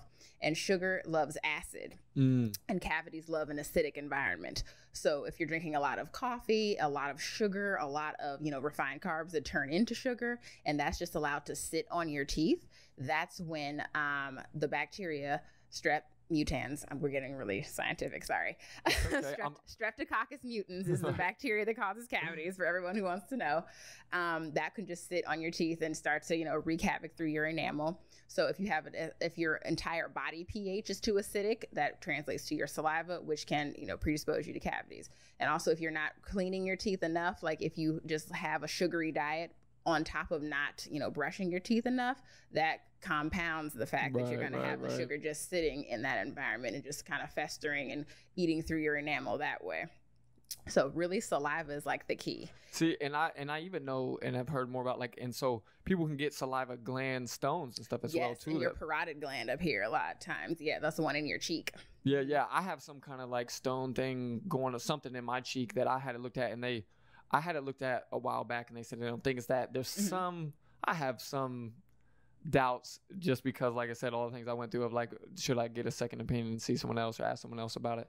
But from what I read, it's somewhat common for people to get them. And I think, do they kind of develop maybe from sometimes maybe like a body's reaction to try to block some infection, or how do we know how they kind of come about? Or sometimes could it be diet, or could it be the genetics, all that type of thing? Me personally, I feel like diet affects everything. So diet is really the underlying cause of most issues. So whatever you put into your body is what you're going to give off, basically. So, a lot of people, have their gallbladders removed.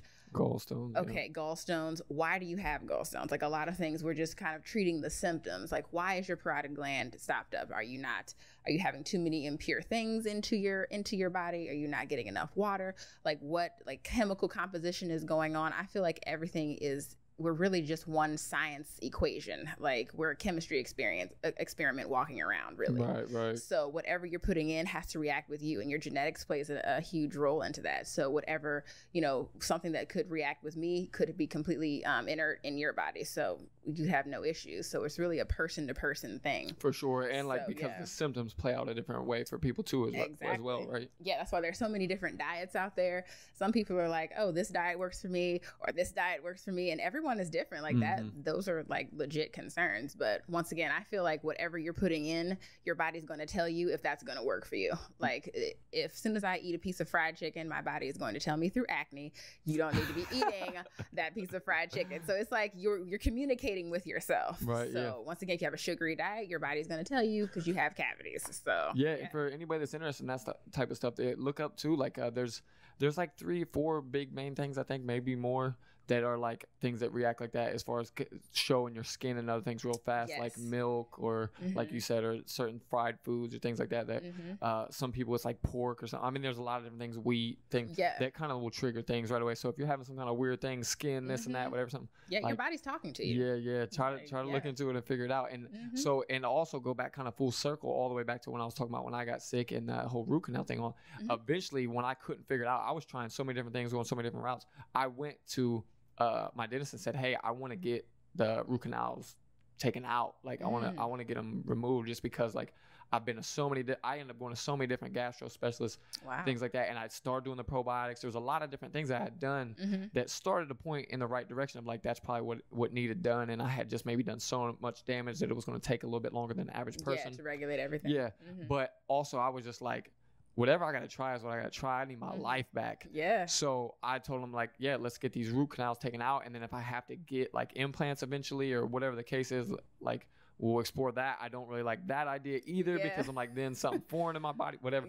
But I saw a lot, and a lot of the Weston A. Price guy that I mentioned, he talked early on, and a lot of his stuff has kind of been like looked down upon, I guess, in the dental world and things like that. And, and it's kind of split between different societies, but I think it's more so in like your holistic people as opposed to doctors and stuff. Dentists and doctors, I think, more kind of debunked a little bit his stuff or don't feel some way about it. But he talked a lot about just like not liking the idea of something that's not getting blood flow and everything still being in your mouth. And I think I have infection. Heard of this guy. And he doesn't. He's not a proponent of root canals. Basically. Exactly. So that's kind of how I fell in that lane or whatever. But the wild thing is I ended up going and getting them removed, and it was about the same time I could get better. Could it be placebo and in my head, or could it be a combination of things, you know what I mean, that I was starting to get the probiotics in my system and maybe lessening the load by getting that root canal? I don't know. But if I can ask, did they just remove the like the gutta percha, the filling that was in your roots, or did they take the teeth out? They took the teeth out. Okay. Yeah, I had everything. Yeah, I had it completely. Like, dude, end up having to like, he's like on my shoulder, like, going nuts to get. Because if you had told me that they had really removed the root canal, I was like, I didn't think that was a thing that we did, but okay. So, I mean, I am familiar with his studies about root canals and saying that possibly like bacteria is still like in the tooth and we can't clean everything out with the irrigation solution that we use.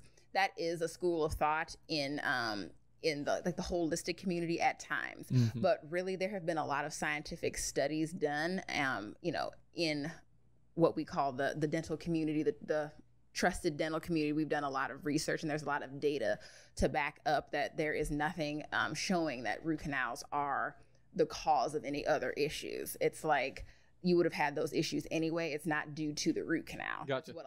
That's what the consensus is. Okay. So when you do have a root canal, you're cleaning out the tooth, you're cleaning out the infected tissue, because the inside of your root holds the nerve and the blood supply. So that's where the infection is living. So you're cleaning all of that out and you're taking out the infected tissue. And then your body comes in and cleans up the rest of the infection through your immune system. It takes out the rest of the inflammation and everything, any residual, and anything else we clear up with antibiotics. So I have a root canal in my mouth and I have a crown personally, and I haven't had any adverse effects due to it. And it's kind of one of those things where there's one school of thought that's accepted, and then there's one school of thought that's not. So the accepted consensus within the dental community as doctors, we still stand behind root canals. Now, I am not one to say 50, 60, 70 years from now that consensus could change, because I do know we're always evolving. But as of right now, root canals are accepted and they are a good alternative to treatment. So gotcha. That's kind of where we are now. Gotcha. The main thing I only like that I wanted to ask with that is, and you may have kind of answered it there, is the one thing I did see is they were saying that once you had the root canal done, that you were kind of like taking away the blood flow to the area, to where if there was infection reintroduced or it wasn't sealed properly or whatever the case is, that then you're not really getting a way to fight that infection. Is that true, or does that sound anyway right? Or that you are taking the blood supply out to the tooth, but the rest of your bone and the surrounding areas still have blood flow. So the way that everything is formed, like your teeth are kind of in a line, and there's a blood supply running underneath all of your tooth roots, and it goes up into each root. So like, it's hard for the people listening. I think that you explained that pretty well. But so it goes up into each tooth. So when you take out one blood supply, the area surrounding it and the bone is still getting vascularized through in other ways. So the tooth itself no longer has blood supply, but the area around it does. Gotcha. And if there is residual infection in the tooth that wasn't cleared up, then you would have a resurgence of an infection again. And that's why sometimes we do have to retreat teeth. And we send some patients to a specialist, which is an endodontist who's a specialist in root canals. And there may be another area of the tooth that you still have to clean out. There's other little accessory canals, and sometimes it can get a little bit trickier, a little bit more specialized depending on your specific anatomy.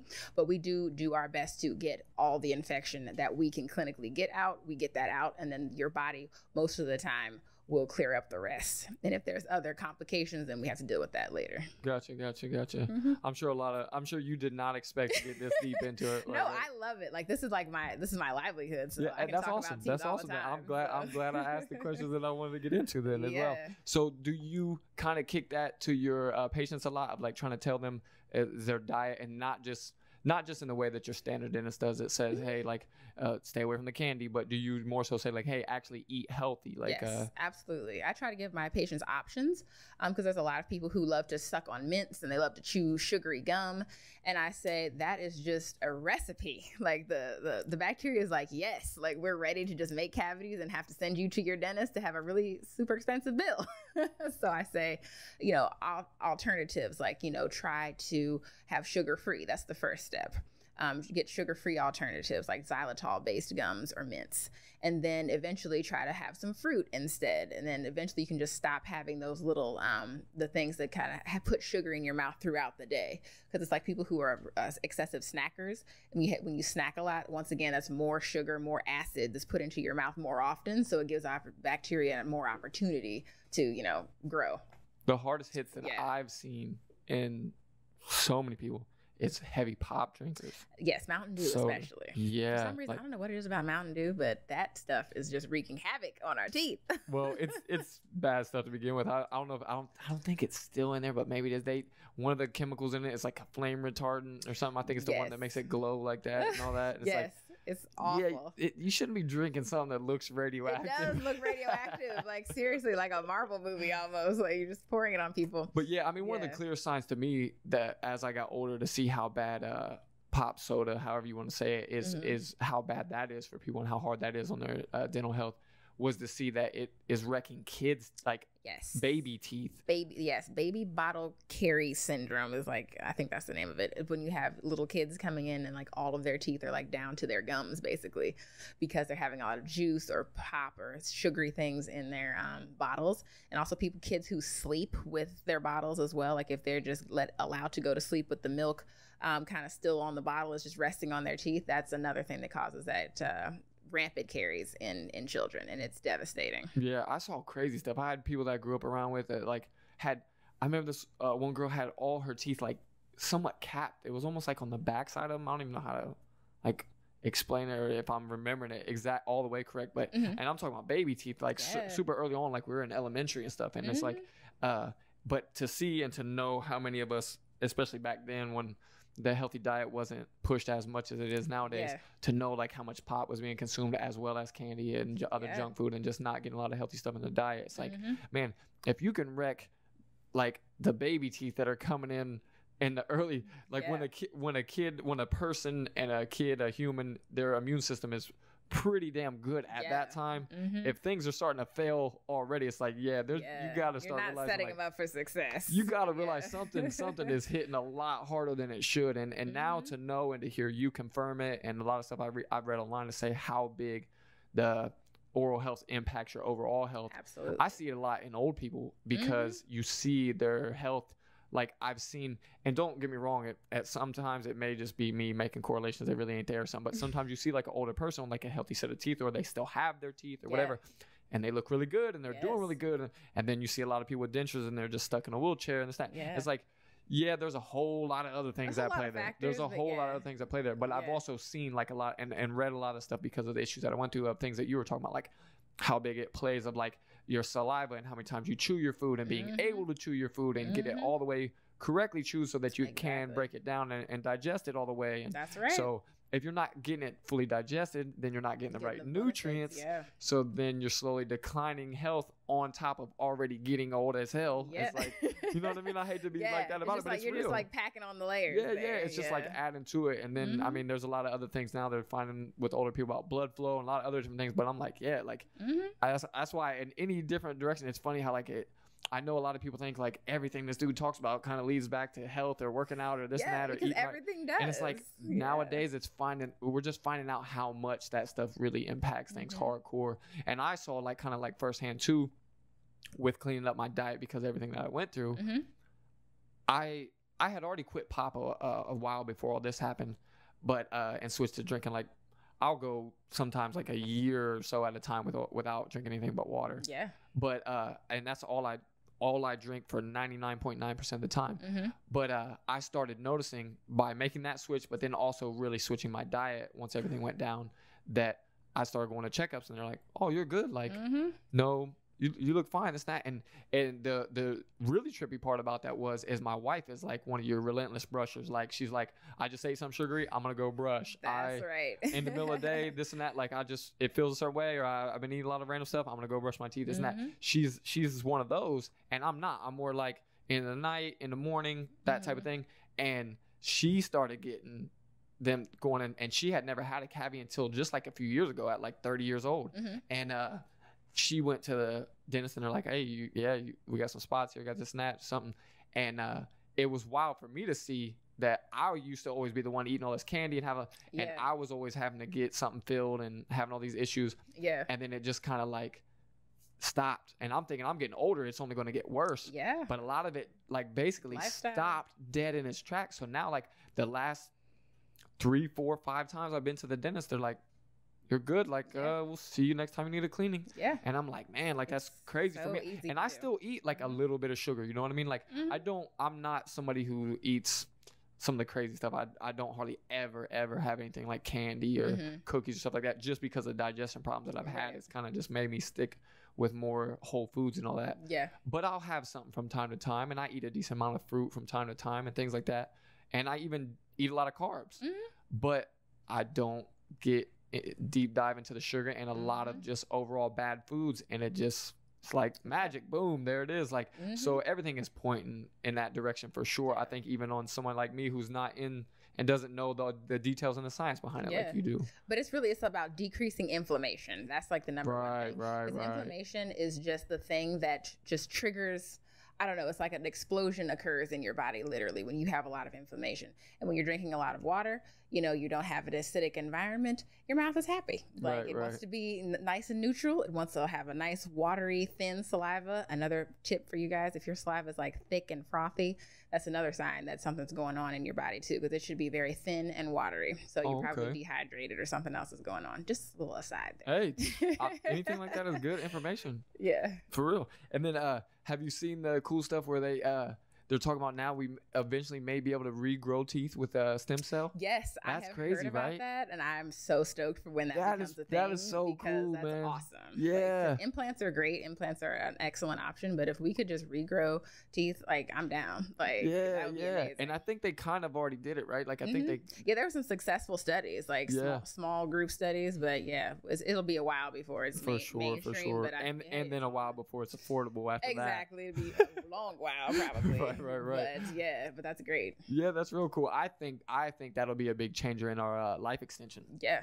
I completely agree. When you talk about the fact that somebody will be 60, 70, whatever, and all their teeth are basically falling out or gone, and they can go get some stem cell treatments and have a brand new set of teeth in their mouth that are actually their teeth. Actually their teeth. Yeah. That's really form and function. Reestablishing form and function is one of our main things that we have to do. Gotcha. Is chewing efficiency is so important. Just when you lose one tooth, that can affect your entire chewing efficiency, like entirely. So if you can, the faster you can replace your teeth after you lose them, the better. So gotcha. Yeah. Okay, that makes a ton of sense too, especially with a lot of stuff that I read on digestion and them saying like if you can chew your food this many times and all that, which I think the thing about that is like we all don't think about how anybody actually counts. No. And I think the biggest thing is like when you're hungry, when you're starving, yeah, give me this food as fast as I can exactly. get it. I'm probably swallowing some chunks when I'm really hungry.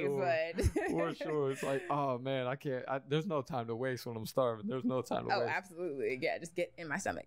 So what's some of the cool things that you learned outside of like the textbook such learning or whatever, and that you just came across in dealing with the people and the patients that you were just like really surprised? Is there anything that's like, man, I never would have thought this, or they didn't say anything about this in the textbooks? Oh my God, that's like every day. Oh really? To somebody out of completely not in it. It's funny, like whatever, like school is a great foundation, I feel like, and I had 4 years of good like hardcore foundation, the basics, but it's kind of like you get your learner's permit essentially. Like that's what I equate dental school, like on a a more detailed scale. Like it's not like a learner's permit, like we're licensed and everything, but it's the basics. Like there's so much more. Like the scope of dentistry is huge. There's no way you could learn all of it in 4 years.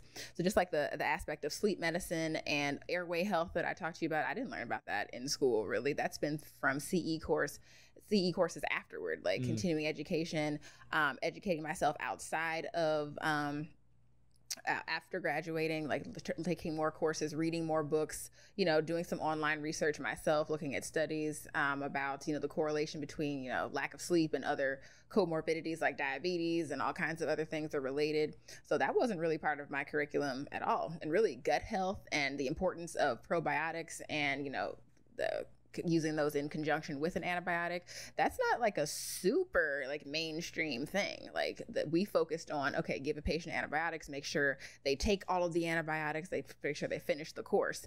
But really it was, through my mom's experience, and she was really the first person to expose me to more of a holistic, point of view. It was her that was like, okay, yeah, also probiotics are important. And I was like, okay. So I did a little bit more research and really saw how important probiotics are to use with antibiotics as well. So it's really like pretty much every day, like I'm learning new things that was never even covered in dental school, because there's so much to learn, like all the sciences, all the foundations, all of the basics to be a practicing dentist. Then you have to take it to that next level to be like, I don't know, it's not really a specialty because I'm learning all aspects of general dentistry, but I feel like I'm a specialist in general dentistry. Gotcha. I'm taking the basics and I'm going that extra mile. Like I'm learning more and being able to provide my patients with even more of a comprehensive approach to their treatment than just, oh, you have a cavity here. Oh, we need to do this root canal over here. I'm looking at the whole thing, and my eyes are being opened more and more each day. Awesome. I love hearing all that. And for anybody that didn't pick it up through us talking about it, everything and discussing all this, so you and your mom have the practice together? Yeah, we're actually the first and only Black mother and daughter dental team in Columbus. So that's awesome. Couple of facts. We got a couple of long titles, but I'm gonna get it in here. Do it. So my mom is the first African American female to open a dental practice in Columbus 36 years ago, and I am the first Black female mother-daughter legacy student to go through the Ohio State University College of Dentistry, meaning my mom went there and I went there as well. So that's what a legacy student is for anyone who didn't know. And then, like I said, we're the first and only Black mother-daughter team here in Columbus. So that's awesome. We're making history on the daily. Yeah. Plug the name. Hot Smile Dental. My mom, I'm Dr. Maurina Brooks, and my mom, Dr. Susan Wilson Brooks. And come check us out. Follow us on Instagram and check out our website, Hot Smile Dental. For sure. Has it been some challenging moments dealing with family? I knew this question was gonna come. Well, I guess, hey, don't dive into it or say too much you don't want to. But what I'm saying more so is just like that definitely plays a factor, right? It's definitely something that's there, and at times you're gonna, because I know we all know we're gonna bump heads with a regular person. But the thing I've noticed as I've gotten older is like we all start to learn we say things and talk a little bit more reckless to the people we know, which we shouldn't. You, Aaron, it should be the opposite. It should be the opposite. I saw something one time. Why that is. Yeah, I saw something one time, and I talked to my wife about this a lot ever since, and it said something along the lines of like, why do we talk to and treat the people we know and care about the most worse than we do a complete stranger? So like you open the door for a complete stranger and please and thank you and this and that. Exactly. And don't get me wrong, we do that for our loved ones at times too. Yeah. But also we're never going to say to that complete stranger too, like, get your shit together or something. You know what I mean? Or something crazy. You know what I mean? Like the lips are loose with our relatives and the ones that we care about. I don't know if it's just like you're just coming from a place of passion when you talk to people that you really love and care about, and comfort. Like, I feel like so many things do get lost in translation a little bit. Like, you can start out with the best intentions, but how that person takes what you're saying, definitely it can be completely opposite than your intent, and then an argument can ensue. But I mean, with me and my mom, we are best friends. Like, I love her. Like, she is like the best person in the world. But sometimes we do disagree, and sometimes we just, we have a few tiffs. We have a few moments. I can't just be up here and be like, oh yeah, everything is lollipops and roses every single second. Right. But it's how we work through those issues. Like, we don't let them get in the way. We're not like, okay, I can't work with you anymore. Like, that's it. The business is closed. Like, that's not, we always have to work through any issues, and she gives me the respect to value my opinion, because she's been in business for 36 years. She knows so much more than me, but I still come in and feel like, oh, I can take care of this. I know what this is. Let me put you onto some new stuff. Let me tell you how we need to be running this. Like, this is how this should be going. And she looks at me like, child, I've been doing this before you were born. So what's really cool is it seems like you guys, in a lot of ways, it strengthened your relationship. Yeah, it really does. Because I've seen, I haven't, if my eyes aren't deceiving me, I've seen her working out with you at the Flex and Chill spot, and all that. You guys going to some events together and traveling maybe a little bit, all that type of thing. So I think, if anything, it looks like it may be making you guys' bond even stronger. It's really cool to hear you say that she's your best friend. She is. Like, she really is. And I mean, I'm proud to say that, because you should be. I wouldn't be here without her, and our relationship is priceless. No, we don't see eye to eye on every single thing, because we're not the same person. Like that. I mean, I'm not her clone. But we value each other's opinion, and we respect each other. And at the end of the day, no matter what argument we get into, no matter how what things we've said to each other, we can always come back and be like, you know what, I love you. We know where we're coming from, and let's work through this, and let's make it better for the next time. So gotcha. That mindset and that respect. I think that all that stuff applies to so many different aspects of everybody's lives and relationships that you have. You know what I mean? Whether it be friends, family, whoever, coworkers, whatever. It all kind of translates. Have that mindset of like, we're a team, and we're gonna get through this together. I always kind of preach that to my wife, like, in a relationship, like, it's not me versus you in this, it's us. Let's figure this out. Let's get over this. Let's move on to the next thing. Let's cuss each other out right now, and then let's just get it out of our system. Let's be best friends later. I don't want to do the grudge thing. Let's just go crazy and then be cool later. But this has been awesome. I don't know if you have anything else you want to say, or you're just good. You feel like we covered so much. Yeah, we did. Like, I feel like we really dove in. We went the whole scope. So awesome. It's been great. I've had a great time. I'm super glad you came on, and thank you so much. I really appreciate it. This was cool. Thank you. Absolutely. Awesome. Yay. That was fun. Yeah. Okay.